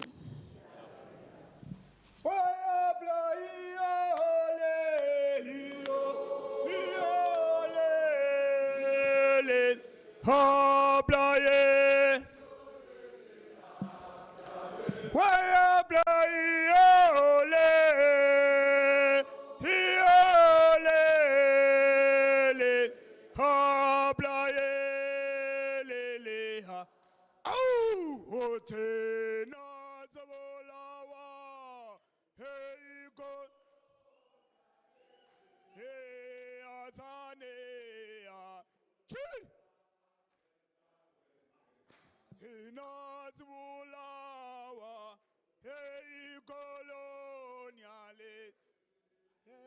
Izwe lethu, Africa.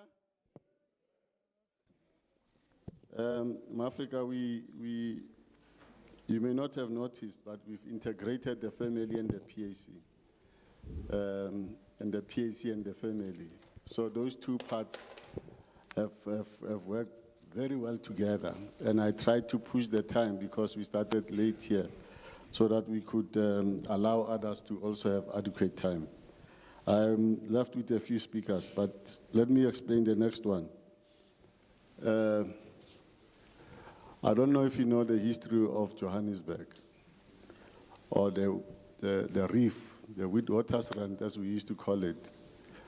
But in the struggles of the 40s in particular, there was a leader called Vundla, I forgot the initials, but he was a leader in the African National Congress. PQ, yes. And he represented a new thinking within the African National Congress of the time, including challenging thoughts to structures of the African National Congress at the time, and those who were grappling with issues. One of his main drives was really to modernize our politics and make the politics be in sync with the reality that we live in. And he was trying to express this to the Youth League of the time. Of course, the point I want to raise is that our society has layers. You know, he was top people in society who were looked at as most privileged and so on, in the context of Sophia Town and Soweto, and in particular Dube. You know that in Dube you have a section where the war veterans, people who came from the Second World War, live.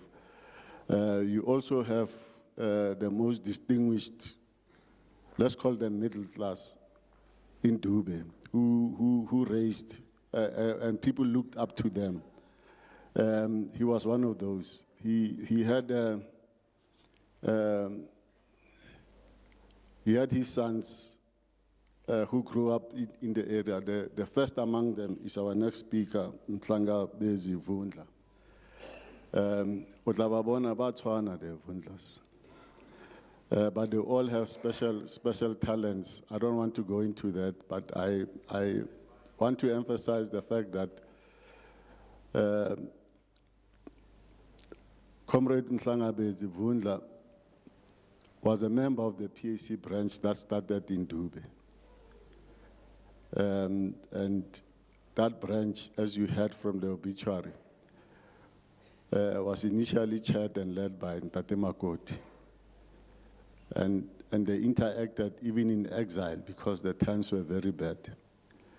And among that generation, we have a diminishing number of people who belong to that generation. So we've asked him to speak here to put proper context so that we understand Makoti very well. Tate Vundla, it's your time now.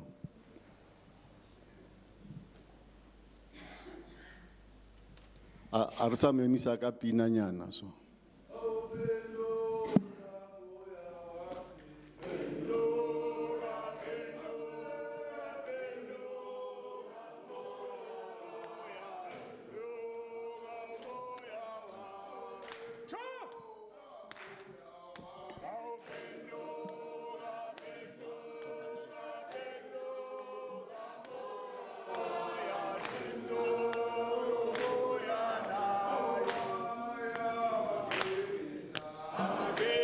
La we abla yo teleze zenda batena zoboyana yo cho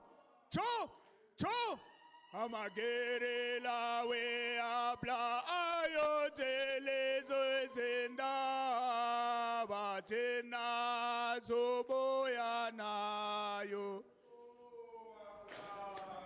awemfoga eka utete nomsobeni tena zoboyana yo ki awemfoga poga utete nomoga betena zoboyana yo cho amagere lawe ayo teleze zenda batena ziobuyana mati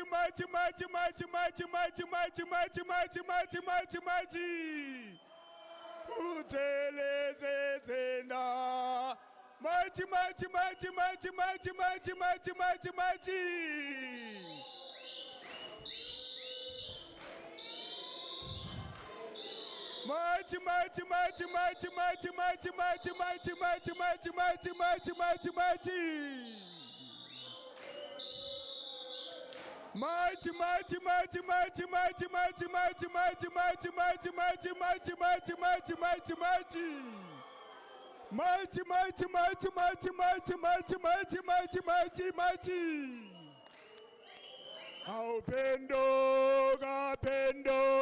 Kapendo kamoya tina zobuyana yo cho open kapendo kamoya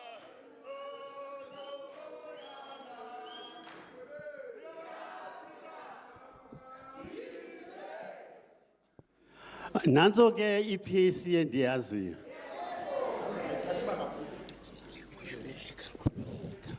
Bana bathariensu, bonyana besizwe, sons and daughters of our beautiful land. I salute you. When I was accorded the privilege and the honor of paying tribute to this illustrious son of the soil, the first thing that came to mind was what he used to tell us as youth. He said, if the people of South Africa knew how much was stolen and is being stolen, they would never fold their arms. Comrade Makoti was the soul of the PAC branch at Draping. And as an 18-year-old, I remember he used to sneak into our house and say, "Hey, Tatu PQ, uyibona kanjani le nto?" And my father would say, "Ayikho into egqitha inyani." So, Umakoti was an avid reader. Not only that, but he knew the history of resistance, not only in South Africa, but in the entire continent. Esfundisa, and we literally ate from his palm. He was a master craftsman of language, and he was very forthright and unambiguous. He used to say, "Azania is ripe for revolution."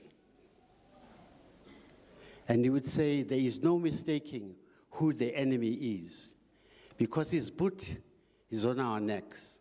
His shackles are in our hands and feet. Amagwala ayosala nonina ngoba ingcwaba lomuntu omnyama liphansi kwentaba. He was that unequivocal. He is back with us now. His spirit is here. So, what would we say? Ebezawuthini ngale meko esikuyo namhlanje? On our stand on the perpetuation of genocide by Israel and the killing of infants, which we only heard about this week, 300 children were killed this week in a hospital. Ebezawuthi comrade ati imani ngemilenze ngenamiking. Stand firm, be resolute, no retreat. Palestine must be free. Ebezawutsho that.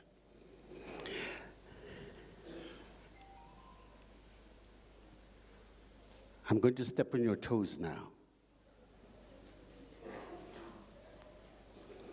He would have liked to know, Ukuthi, why are there not enough schools and colleges? Why are our people homeless and landless? He would much like to know, why are babies drowning in latrines? More than anything else, he would want to know, why is it that those charged with correcting these wrongs are still in office and are earning ridiculous salaries? Utatu Makoti would say that without batting an eye. Utatu Makoti would say that.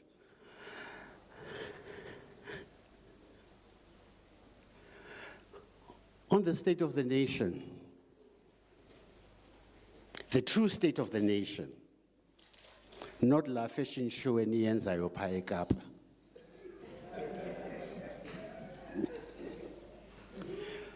He would probably want to know why after 30 years of independence, there is a train, not like a Masikele,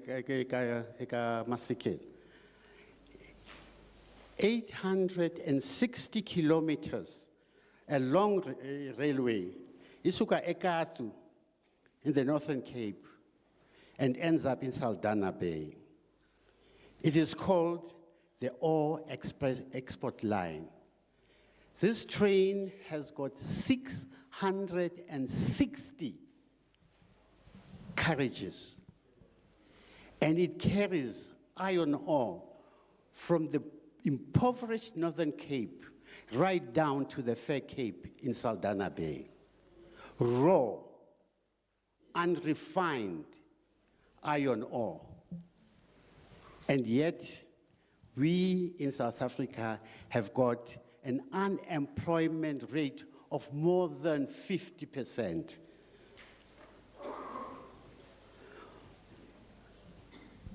corporate would have liked to know why this is happening. The truth of the matter is that between the ages of 18 and 30-year-olds today, 1 in every 5 has never seen employment. Kunendlala apha eAzania, in the midst of plenty. Bayithathe ke le iron ore, and when it is finished,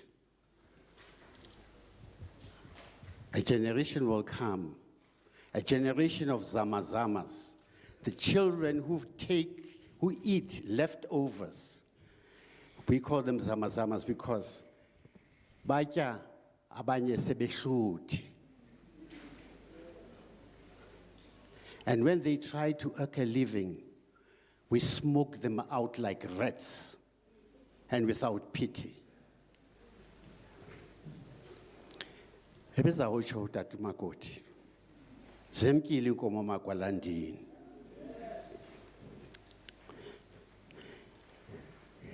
I don't know if you know, there is a private airport that is nearing completion in the winelands. And the winelands in the West Paya. This private airport, ibuhlungu le ndaba. As you know, in the Western Cape, there are people who are seeking to secede from this continent, from this country. And ubuza ukuthi ke, when all these things are going on, is our government sleeping? Is it sleeping? Are they somnambulists? Abayiboni ukuthi lemka izwe okwangoku. We owe the Makotis of life a profound apology. 30 years of deceit, 30 years of malingering, 30 years of empty promises, 30 years and nothing to show for it. Take warning, our masters. We will scorch you in the end. May the spirit of Makoti, the spirit of truth, fairness, and justice live with us. Israel, Africa. Thanks. But my problem tonight. Oh, why is over there?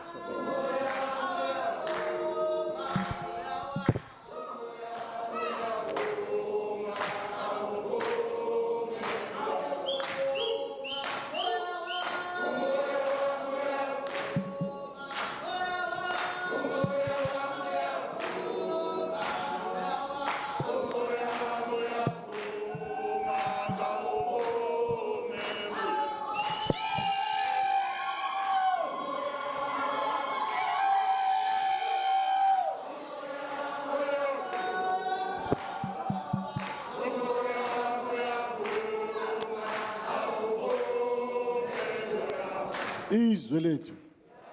Africa, comrades, we have to rush now. You know me, I'm like a referee. You know, I balance things off. Now, one of the players or the speakers is not here, and I'd planned that I will skip if he's not here. But because I consultation is a good thing.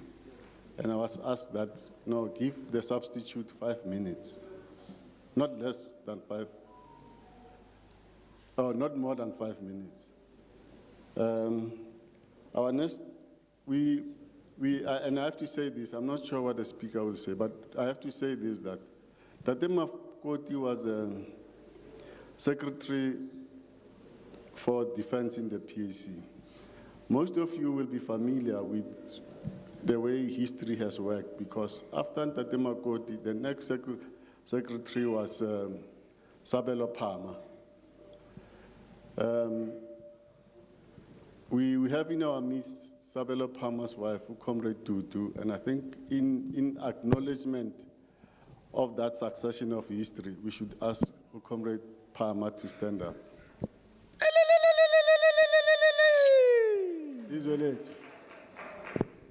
This is deference to our leaders. Comrade substitute. I'm calling you to the podium. Comrade Cunningham Nkana is one of our leaders. We've worked very well together. He was thinner than this, very, very thin. But you know how life is. Usische became go.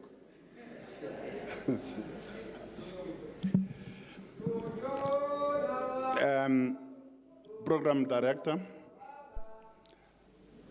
the President of the Pan-Africanist Congress of Azani, the Premier of our beloved province, the family of Comrade and Tate Edwin Makoti,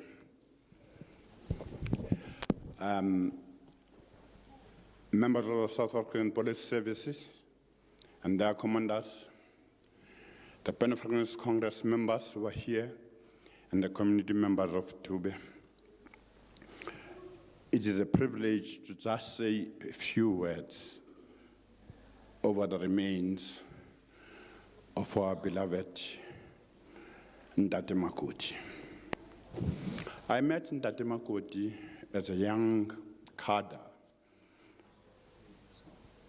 of the Zanu People's Liberation Army and the PAC. He was one of the most brilliant people I had ever met who understood ideologically and politically what the struggle was all about. He was a person with a sense of mission and understanding of what was to be done. I want to say this to you. When the Zanu National Youth Unity was launched on the 6th of April 1981 at St. Peter's Anglican Church in Orlando East, Comrade Makoti was one of the people who made the decision, together with the APLA High Command, that we need a youth organization inside the country. There was a lot of debate. What ideological direction should this youth organization take? I remember we had Kata Sileke, a remnant of the Bethel 18 trial, Comrade Tami Mazwai, and Comrade Jude Tlole, for whom I would apologize to the family of Makoti for him not being here because of health problems. He's old like Comrade Mike Mwendane. When I had left 40, I was instructed to form a union, and I worked with Comrade Mwendane a lot on that. And we had also this youth organization. So with Carter 1, I was a unionist without ever working. Carter was running a youth organization. So Ntate Makoti was very clear that we need mass mobilization inside the country and to keep the tempo of the struggle going. I then had another opportunity to meet with him. It was after the 25th anniversary and after we had met Comrade Pokela. He asked me a question that took me about 8 to 10 years to answer. Comrade Cunningham, what constitutes a leadership? I tried all the Marxist, Pan-Africanist, and Sobukwe quotations. The old man said, it is when I had gone to the Graduate School of Business in UNISA, I understood that leadership is not a position. And I understood that leadership has certain attributes.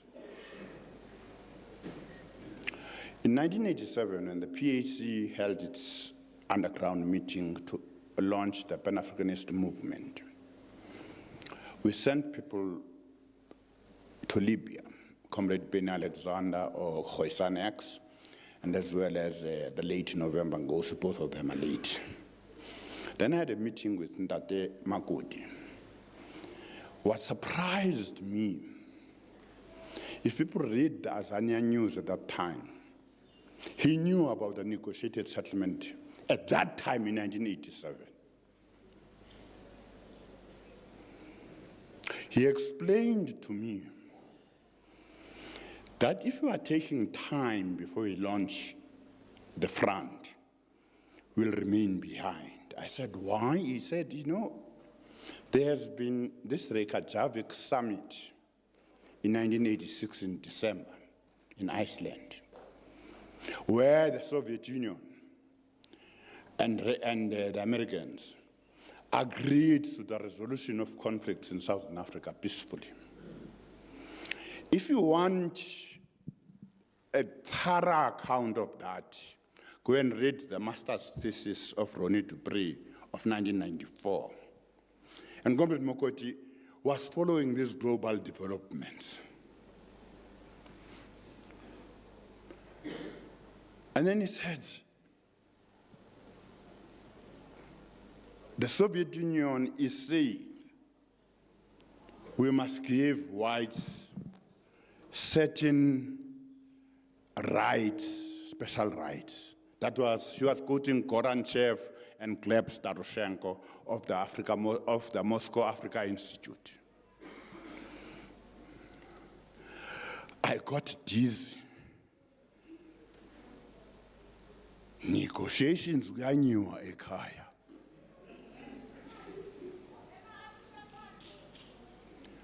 But Ndate Makoti was looking and reading what Comrade Kilingo Mayende was saying here. I'm not going to repeat.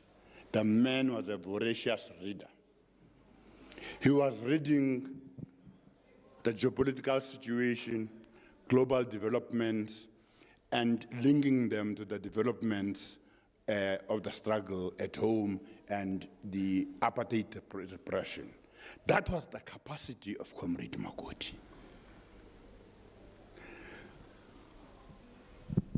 I come, I say, comrades, Ndate says there's going to be negotiations here. He put it in Azania, one of the Azania news has that. And I remember there was a cartoon where P.W. Botha had iron fists and Oliver Tambo just boxing gloves, ordinary boxing gloves. An unequal match.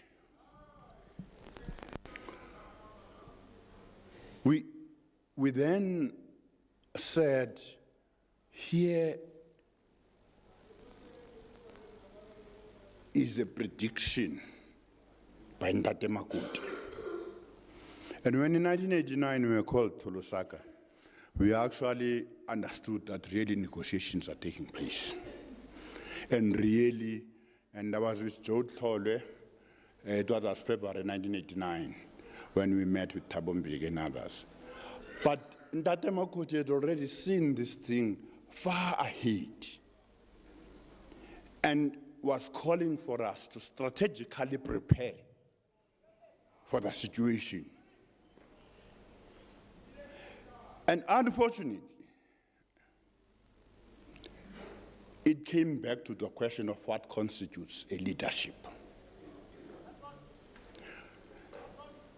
We could have prepared better for 1990, for the unbanning and negotiations. Because Ndate Makoti foresaw it. He was reading the documents, publications on what was happening in terms of the thinking of the Americans, the Soviet Union, and where the ANC was standing on the issues. But there is one thing before I sit down. He encouraged us to read and understand the struggle. And he used to say to me, I normally use that term, Comrade Jake, you must understand the inflection points at all times.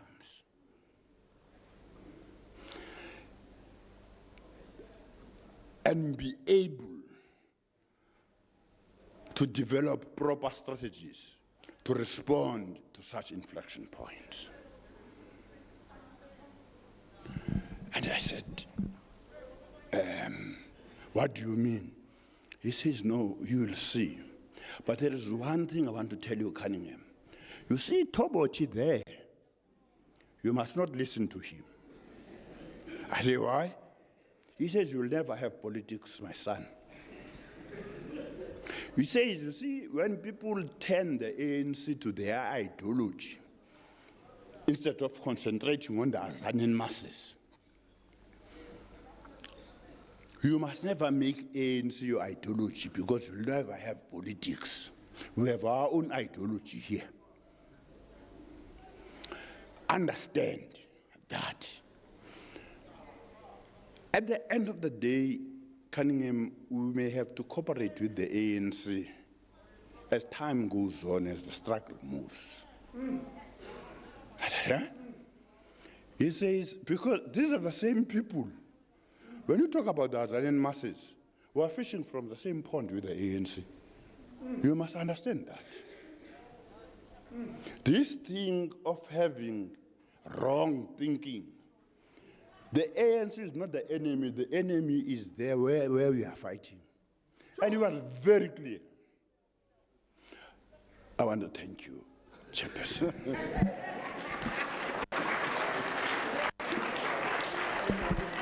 Isole too? Africa? Me, I have a soft spot for Comrade Cunningham. You know, we used to struggle. We studied together some things. 18 of us passing a Madoda score. Madoda score is our passing level. But Cunningham would be there about 70 plus, even if he never read, you know. So the comrade is also gifted, like Tate Makoti. But let's leave it at that. The program continues. The next speaker, I'm not introducing. Actually, the poet will introduce him. After this, we'll have the roundup.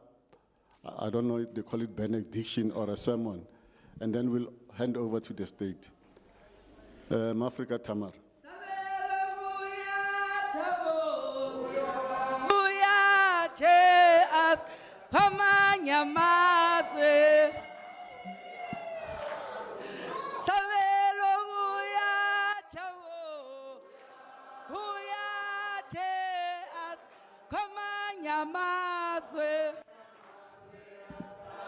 Oh, sabelo kuyacha, kuyacha, kamanya maswe.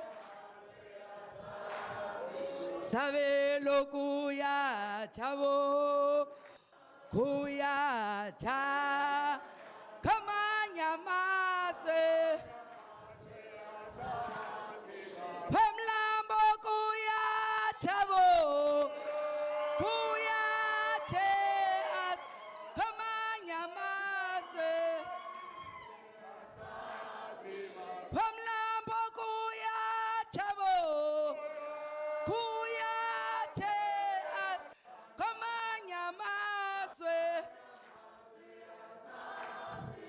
Sabelo kuyacha, kuyacha, kamanya mazwe.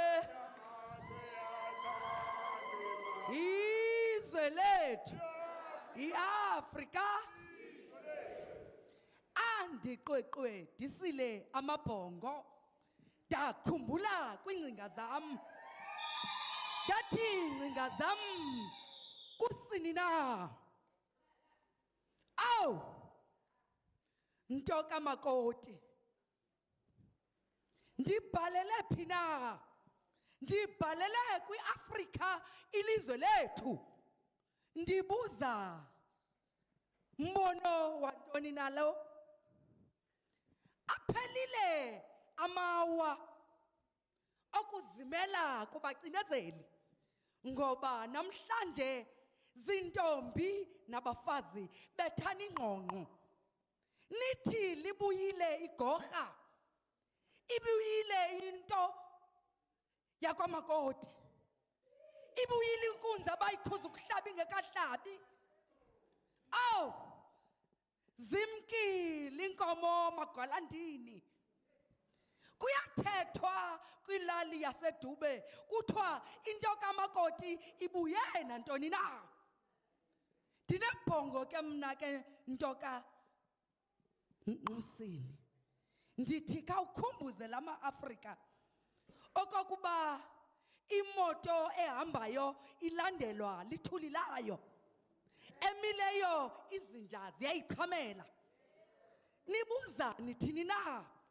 Kwi-Afrika entsha bendiza kuthi, makoti khawusixelele ngobuzwe bethu, usibonise okokuba into kaSobukwe yathini na.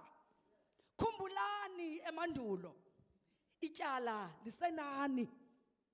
Le yi-Afrika esaza kuphilwa sithi na. Afrika engcwele yoNqosini, Afrika engcwele yoGaba. Khawusixelele amaqhawe wethu aphina. Le yimpongo upoqo, lo ngupoqo omdala. Izembe libekiwe, khawugawule ntoka makoti, izwe lethu. Penduka moya wami, penduka, penduka moya, penduka moya wami.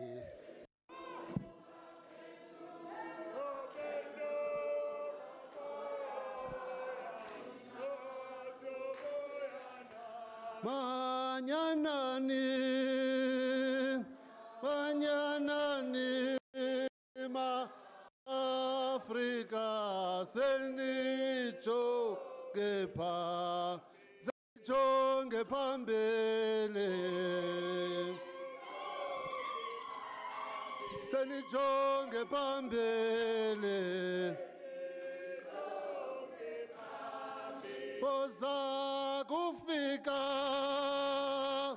Sakufika injuchiso zenijonge phambi. Thank you very much. Thank you.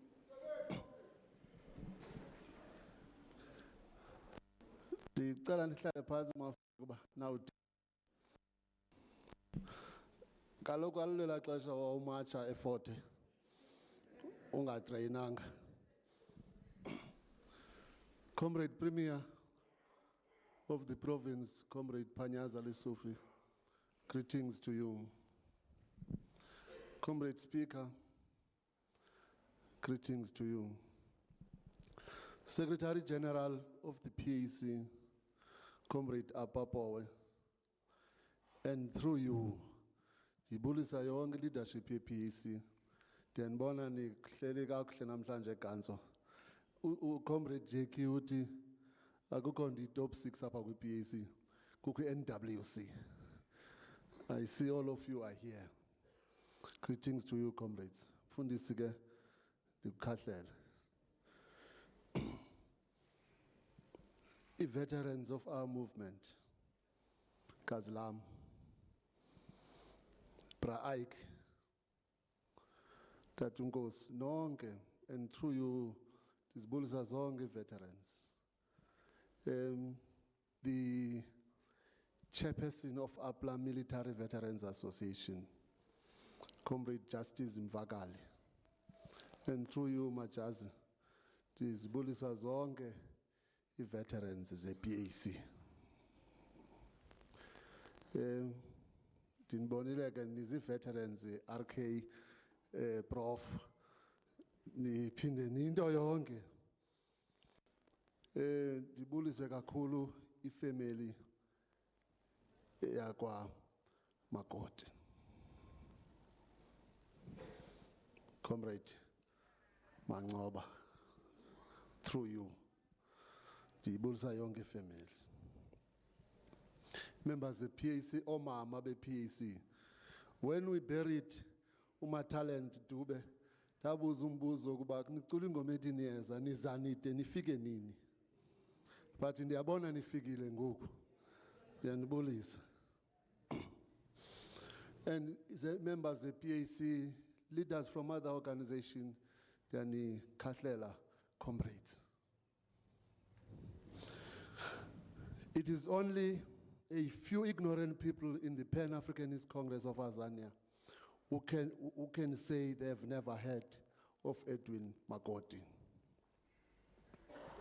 When times were very bad for the PAC in the mission in exile, when the whole organization was paralyzed by internal strife and no support was coming from key structures like the then OAU and the United Nations, when our friends were unable to offer help in one way or the other, when even our compatriots were at the point of celebrating and laughing at the miserable time that the PAC were facing, the only saving grace the PAC cadres had were to express their anger and frustration in publications of the PAC managed and headed by Comrade Edwin Makoti.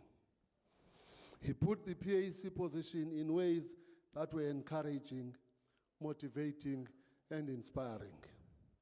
His eloquent political expression in political journals like Azania News, Ikwezi, Azania News and Views, Azania Combat, and others often put the line across and brought back into focus those who were fleeting and losing themselves in the dust of struggle that Mangaliso Sobukwe talked about when he said our focus should always be on the glorious golden gates of a new Africa, an Africa reborn, and an Africa that brought enlightenment to humanity. I'm told that Comrade Makoti could tell the complainants who asked for the latest updates whether they had read the last published issue of Azania News, if they had not read it, but were asking for updates. He encouraged them to read and acquire knowledge because in the PAC, ignorance is a crime.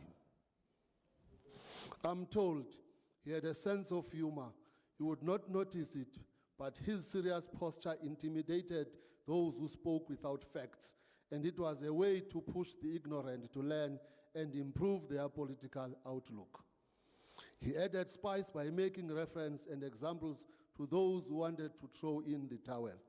He made analogies that could make you laugh at your own mistaken ideas. He was the commissar in the People's Army who locked himself up in a room to study and analyze the classics of political theory. The PAC followed the saying that a guerrilla is a political fighter. He wrote pamphlets and booklets and shared them democratically for broad discussions in the military camps. A gun in the hands of an ill-disciplined and ignorant person can easily be pointed at the ordinary people for personal and selfish gains. The gun would be in the hands of a bandit.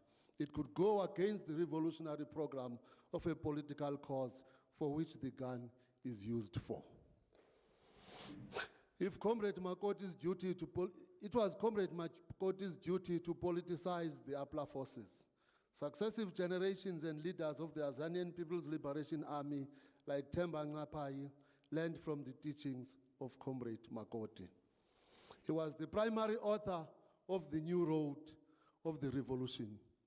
It became the touch point of the PAC recruits who went on after reading it to agitate for a people's war. There were others outside the camps who disliked the New Road because it shook them out of slumber. They did not like the discomfort of having to go down to the grassroots to mix with the Azanian masses.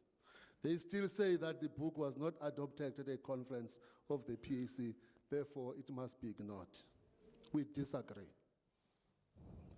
The PAC membership must be informed about all the publications of the liberation movement.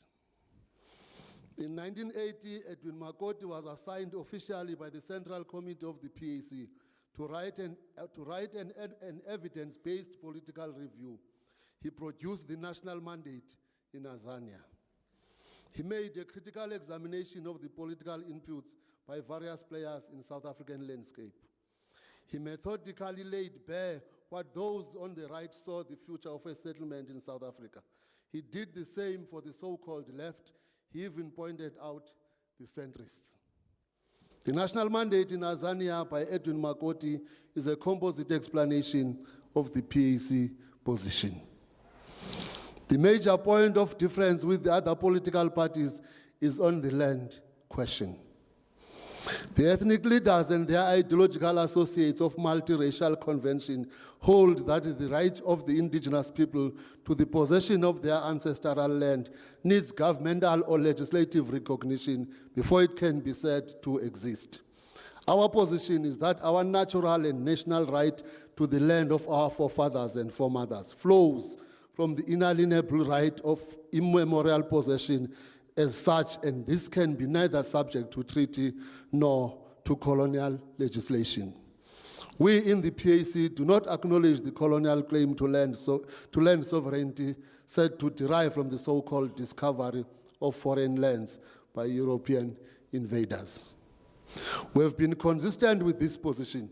It is our wish in the current PAC leadership that a national dialogue puts the national question as top of the agenda for broad discussions.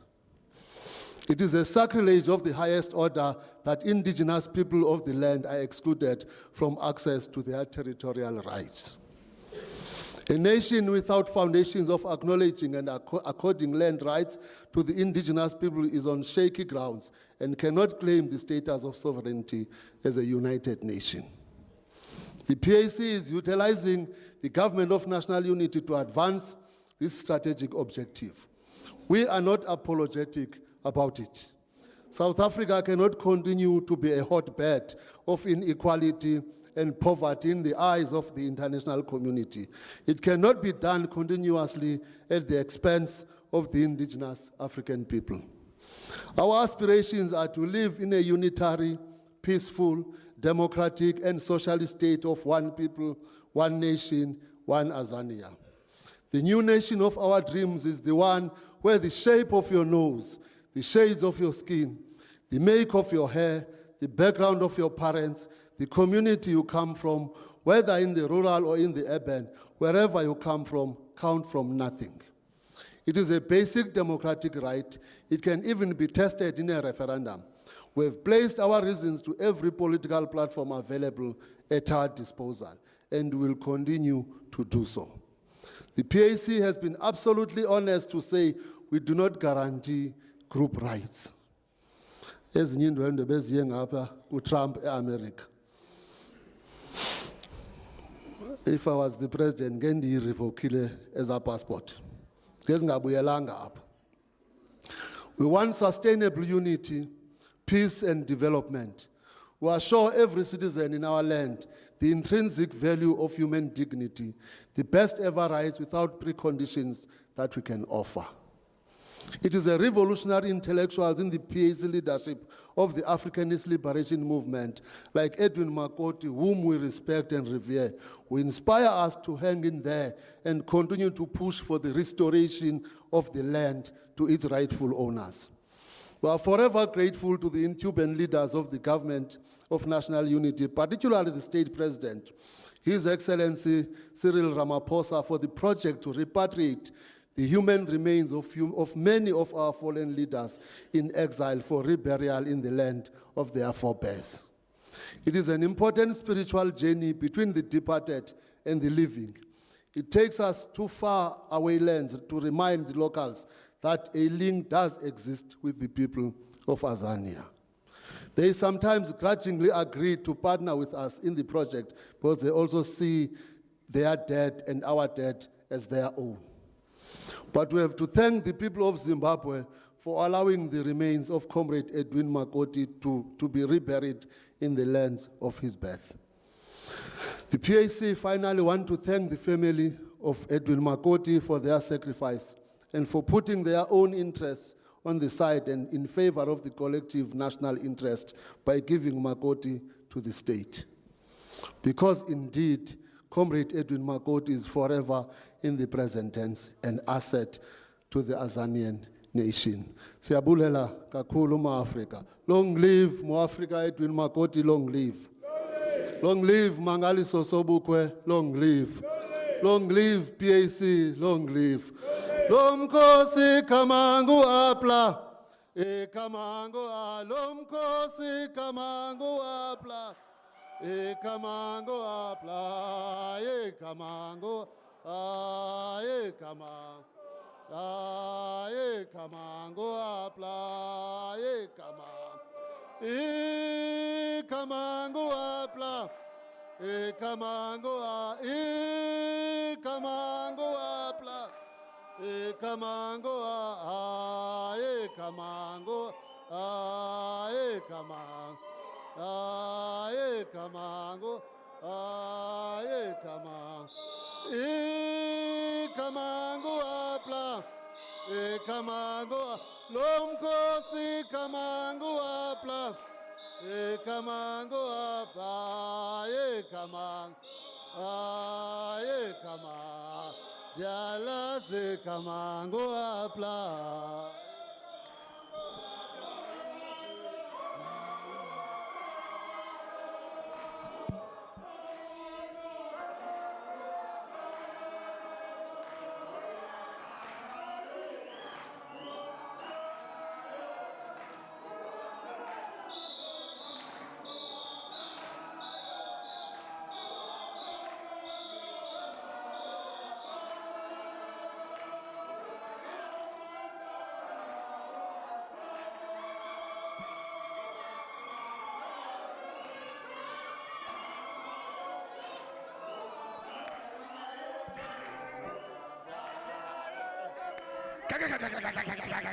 Come on,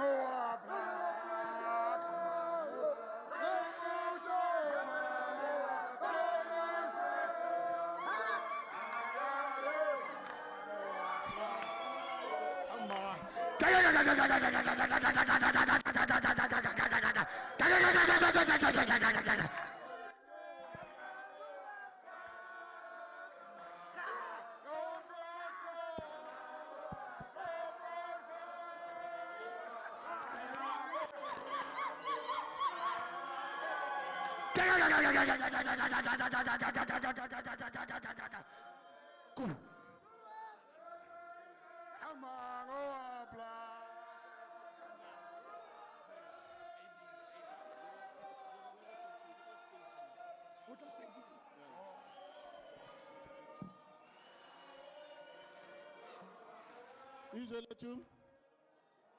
Africa. Comrades, and I really have to thank you. The part of the PAC is coming to an end. I want to make an announcement. There's a, I'm not sure what the color is, but dark, either gray or what. Gray, metallic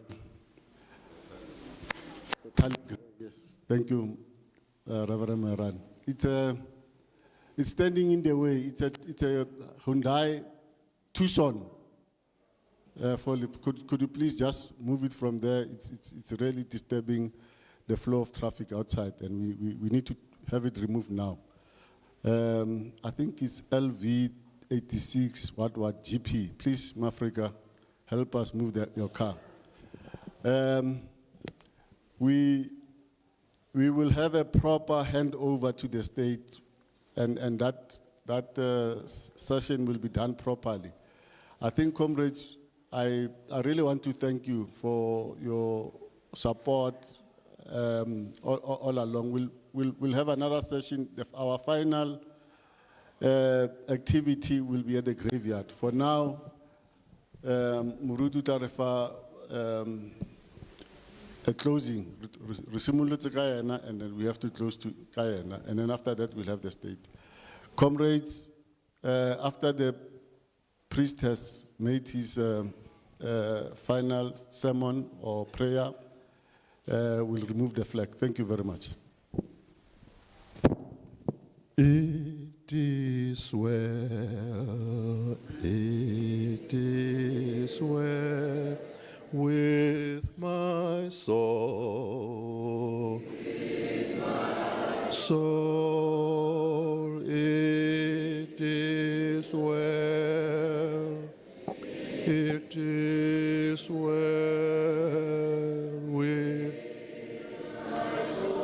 Ka kopo ya family ya Makoti ha ba approacha chaplain general who assigned me to come here to say to the family,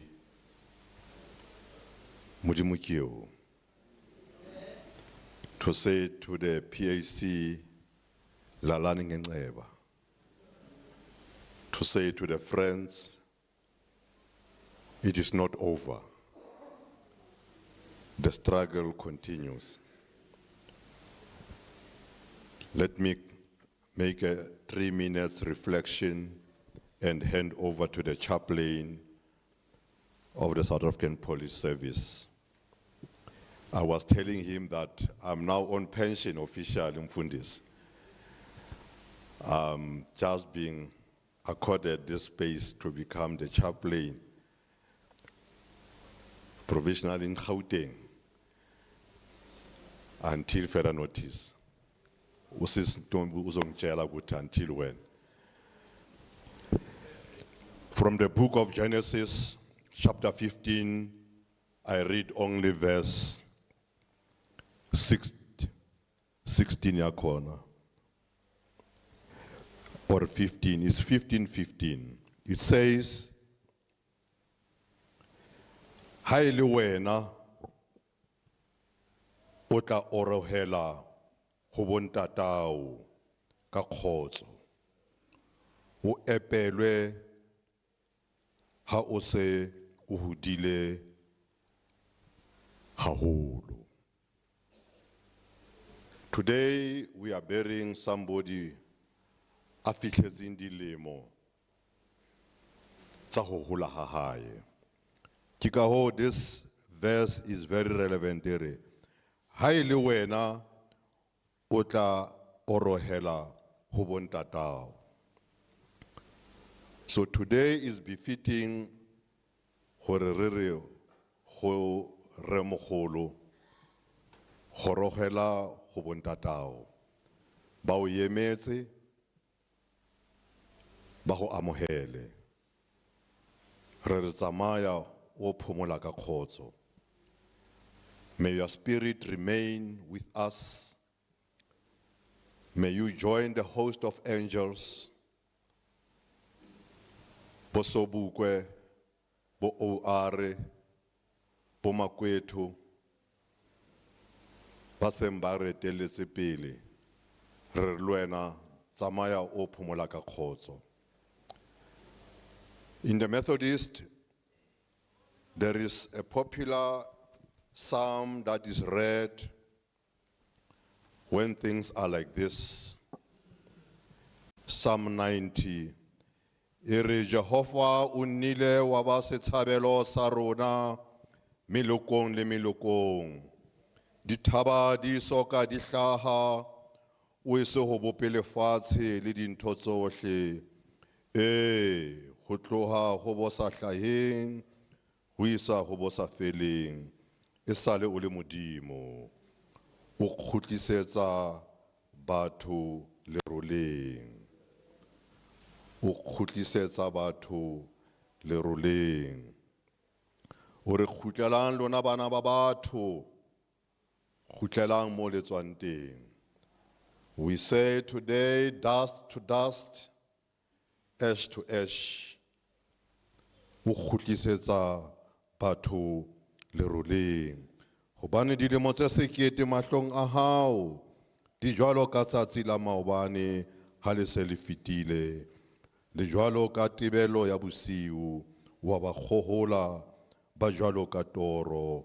Hosane ba mela jwalo ka jwang. Hosasa bua palesa bomele mantsibuya boya helwa. So today we are reaping the fruits of your struggle. Today we remind, as Ntato Motlana once said at Regina Mundi, an idea that was born at the right time is an idea that will never die. So the moment when this idea of taking up arms to fight the regime is an idea that those who were opposed to our destination thought that they will stop this train. And the train continued.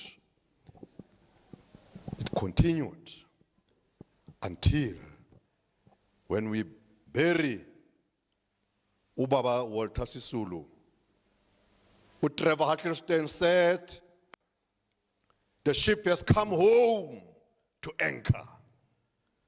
So today, Umakoti has come home to anchor the ship. To say we have been sailing through the seas. The waves sometimes were strong, trying to stop the ship not to sail. But with determination, finally, sekepe se fihlile hai. We are going to anchor it. Hailiena, when you study biblical psychology, when the body goes down, the soul goes up. May your soul rise up. Ine alosele la palahao. Kire hobana balelapa and family. If anything that I repeat every time in funerals is to say, Shompa maulin tatao. Lehasa lekara libita. Keep on respecting this man. Everything yaha will be okay. You don't have to go anywhere bahubematsoho. You just respect this person. Lemo arobesente. Your life will shine. Samayang lo petisa tsohle tseo aneng adirata. I'm now handing over the program, chaplain. The program now is yours. Kia go suthela.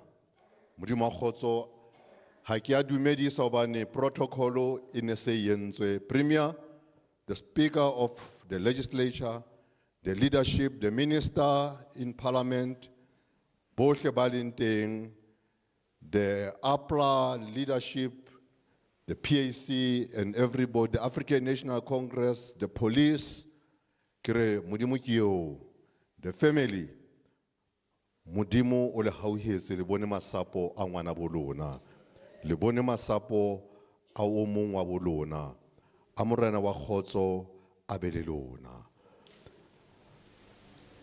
lona. Chaplain, I'm now retiring until further notice.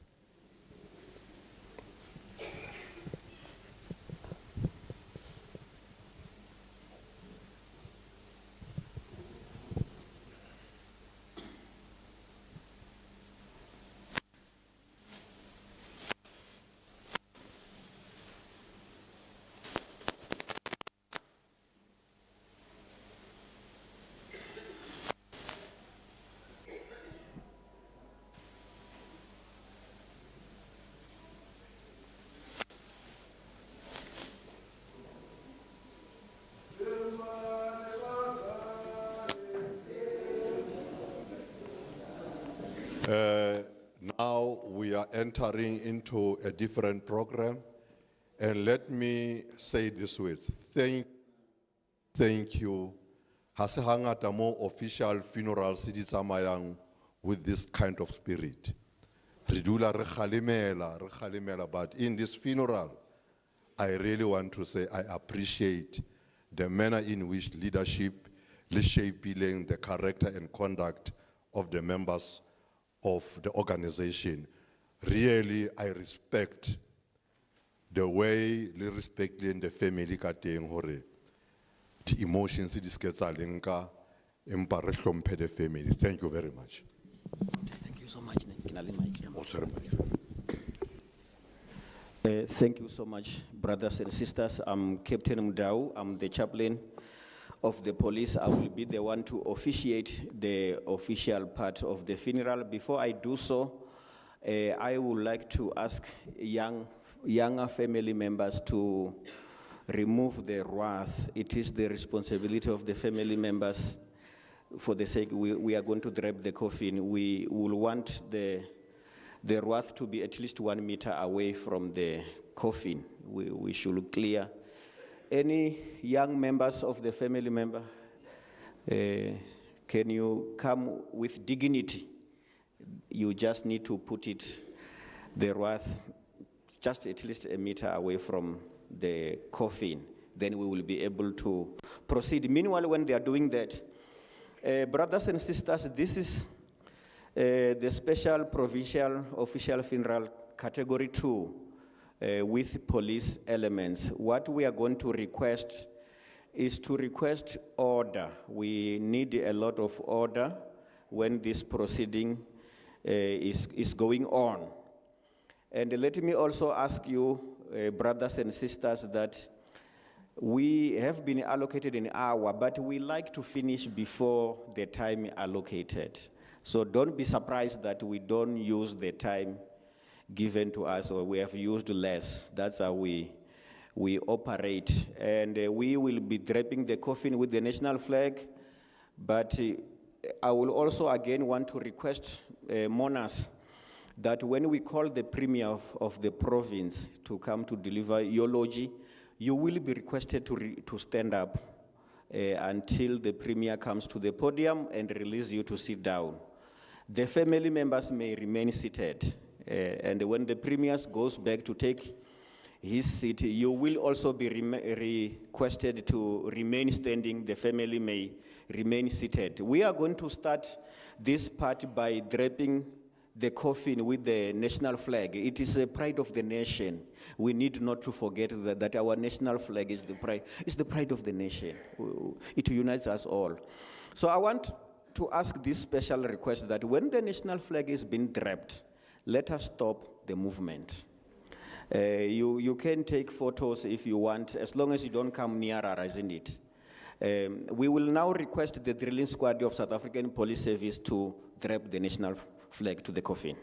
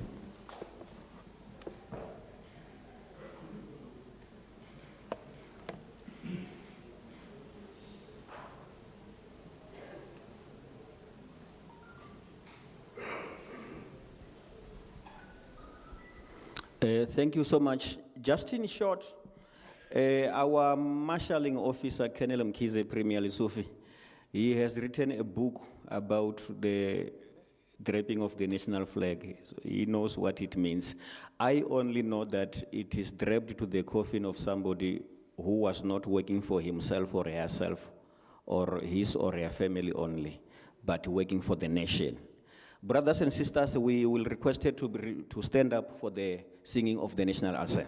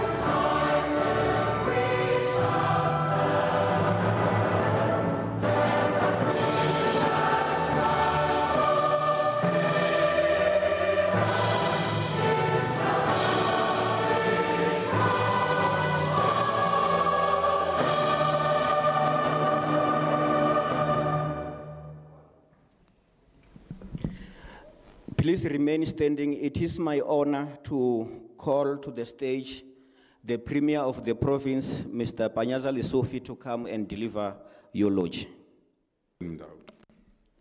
You may be seated. The church, represented here by Muruti Moerane. Ref, thank you so much for everything that you have done for us. We truly appreciate that. Let me acknowledge the Makoti family, represented here by his children, as well as family members. I want to acknowledge the minister, and thank you so much, Minister Mzwanele Nyonso, both in your capacity as the President of the Pan-Africanist Congress of Azania and the Minister of Rural Development and Land Reform. I want to acknowledge the Secretary General of the PAC and the entire leadership of the PAC present here, together with the veterans of the PAC and the stalwarts that are here. I further want to acknowledge the Program Director that was here earlier on, Comrade Cheki. Soroke, Comrade Cheki, thank you so much for continuing this bond and this relationship.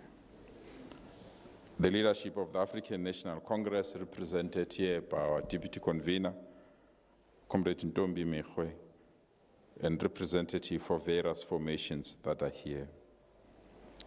Members of the church, members of the veterans of APLA, MK,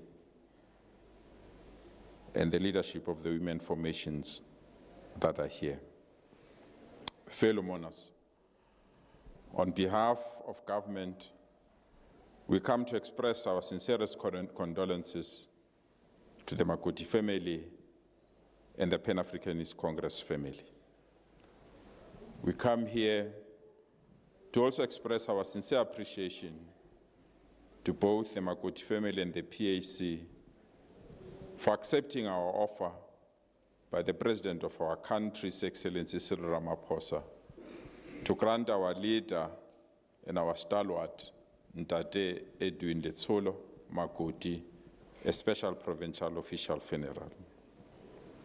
To us, Ntate Makoti was a freedom fighter, a liberator, a stalwart of our movement, a writer, a researcher, a special son of our country that deserves special honors. We are proud as a Gauteng government, like we did with many leaders of the PAC who were granted this form of funerals. As Gauteng, we want to work with every political party, every formation, because to grant this honor is not to grant an honor to an individual, but is to honor the sacrifice that they've made for our country. Last weekend, we also joined the PAC family to bid farewell to an outstanding Mo-Africa, Ntate Simon Ramokgale. With the support of the PAC, Gauteng is a liberated zone. We work together in arranging funerals of those that came back from exile. We work together in various municipalities in our province. We pass budgets together in our country and also in our municipalities. We understand fully the need to unite those who were deprived their rights and their well-being. As we bid Ntate Makoti farewell, we must affirm one thing, President of the PAC, that we might have failed or struggled to ensure that the BCM work together with other liberation movements. We might have struggled to ensure that AZAPO works together with other liberation movements. We might have struggled to ensure that the unity movement works together with other liberation movements. We might have struggled to ensure that the PAC, the ANC, EFF, MK Party work together with other liberation movements. We come today to this funeral to declare one thing and one thing, that we are going to be the generation that will unite this movement so that they can work together as we move forward.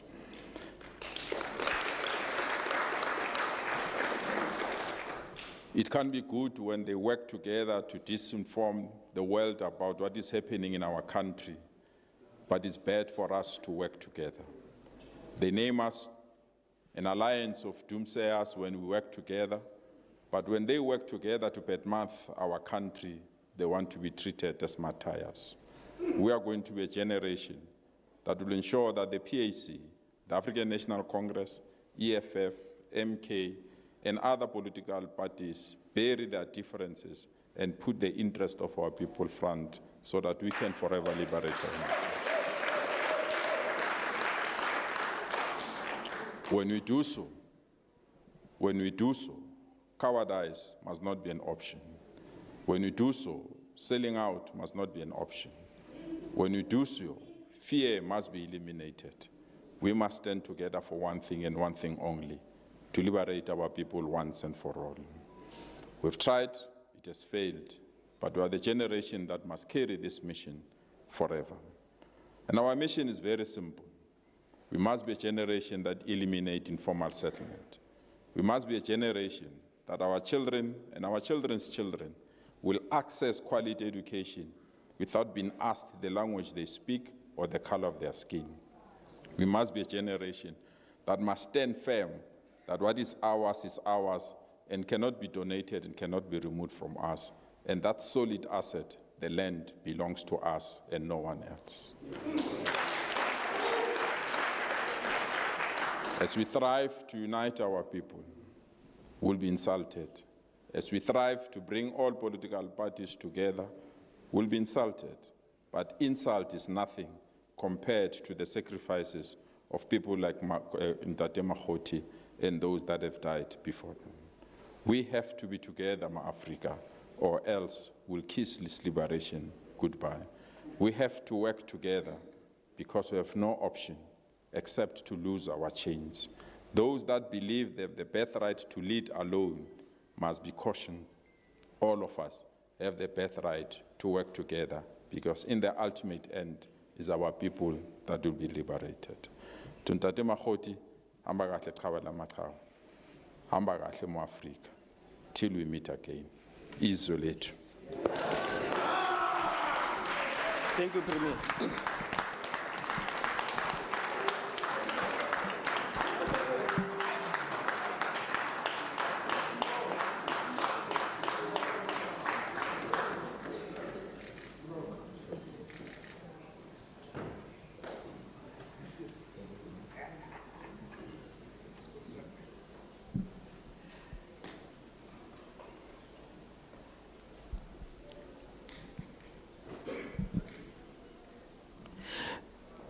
Thank you, Premier. You may be seated.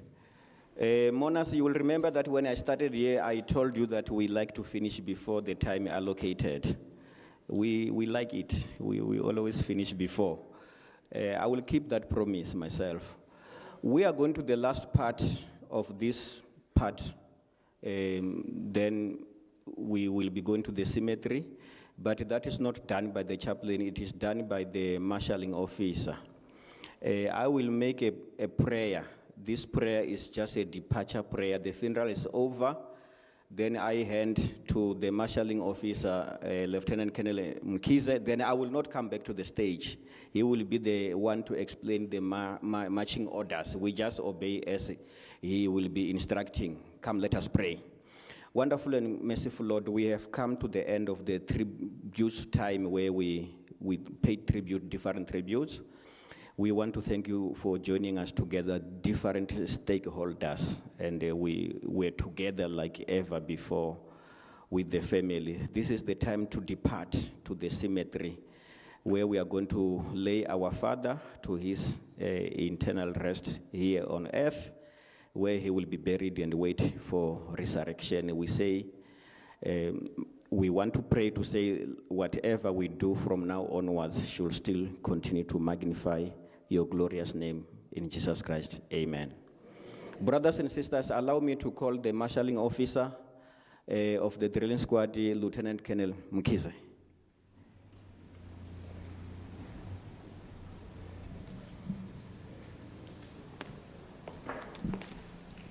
Thank you.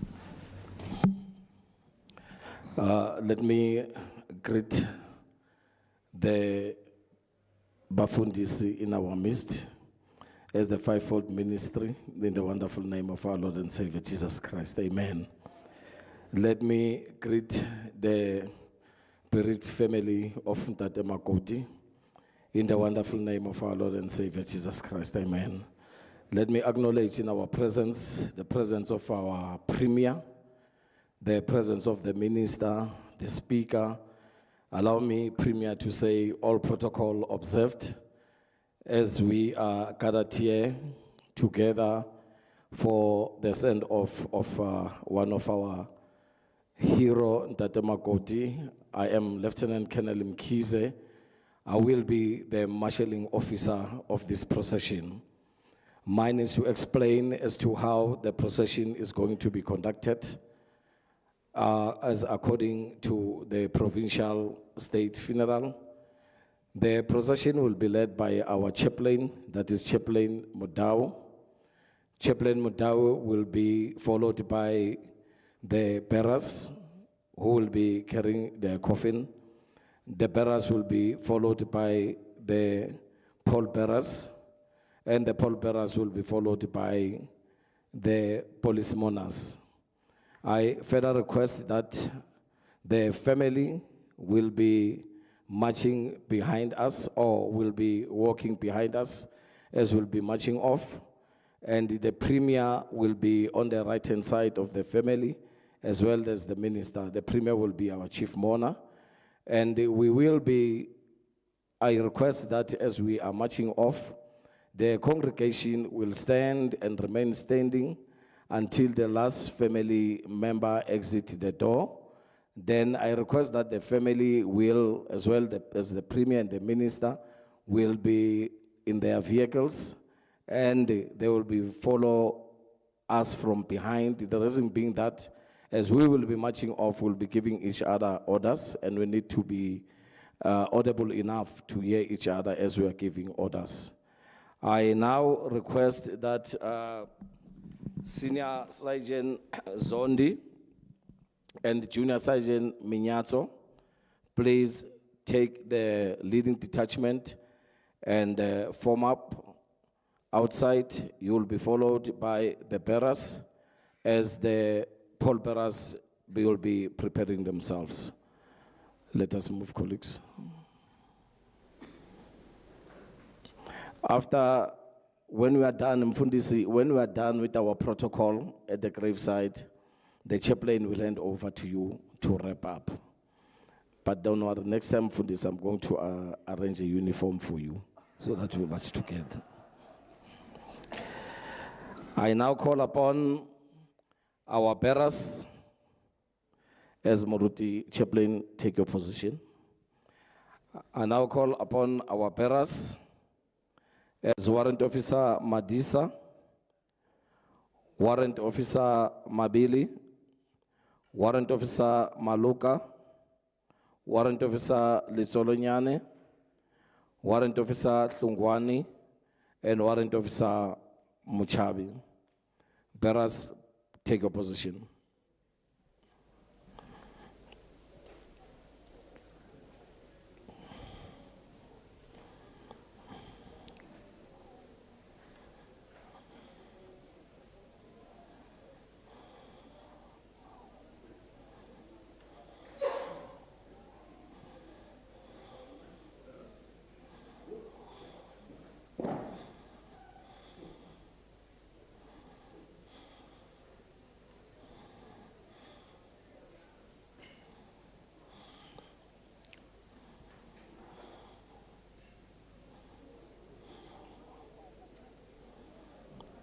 Move forward.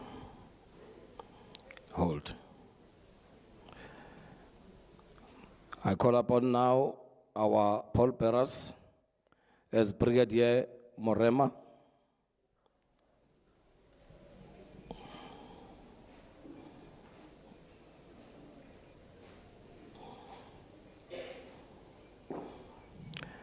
Brigadier Mtotoba,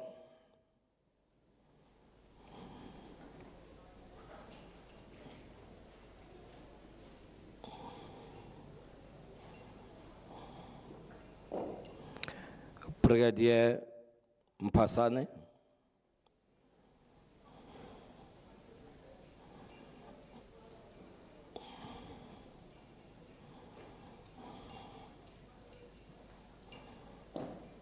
Brigadier Mpele,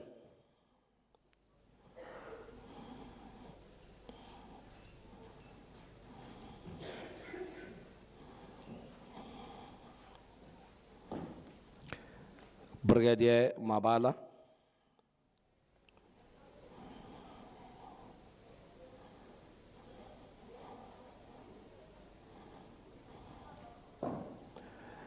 and Brigadier Mutlowung.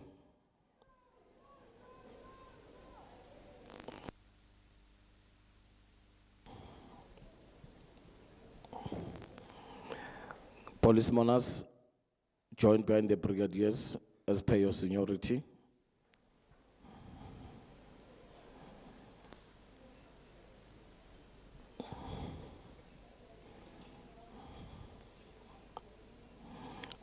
Former pinters. Former pinters. Premier, are ready with our procession. We're now going to march off.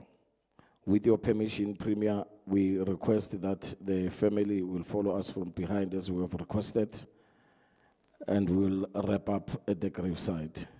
God bless you.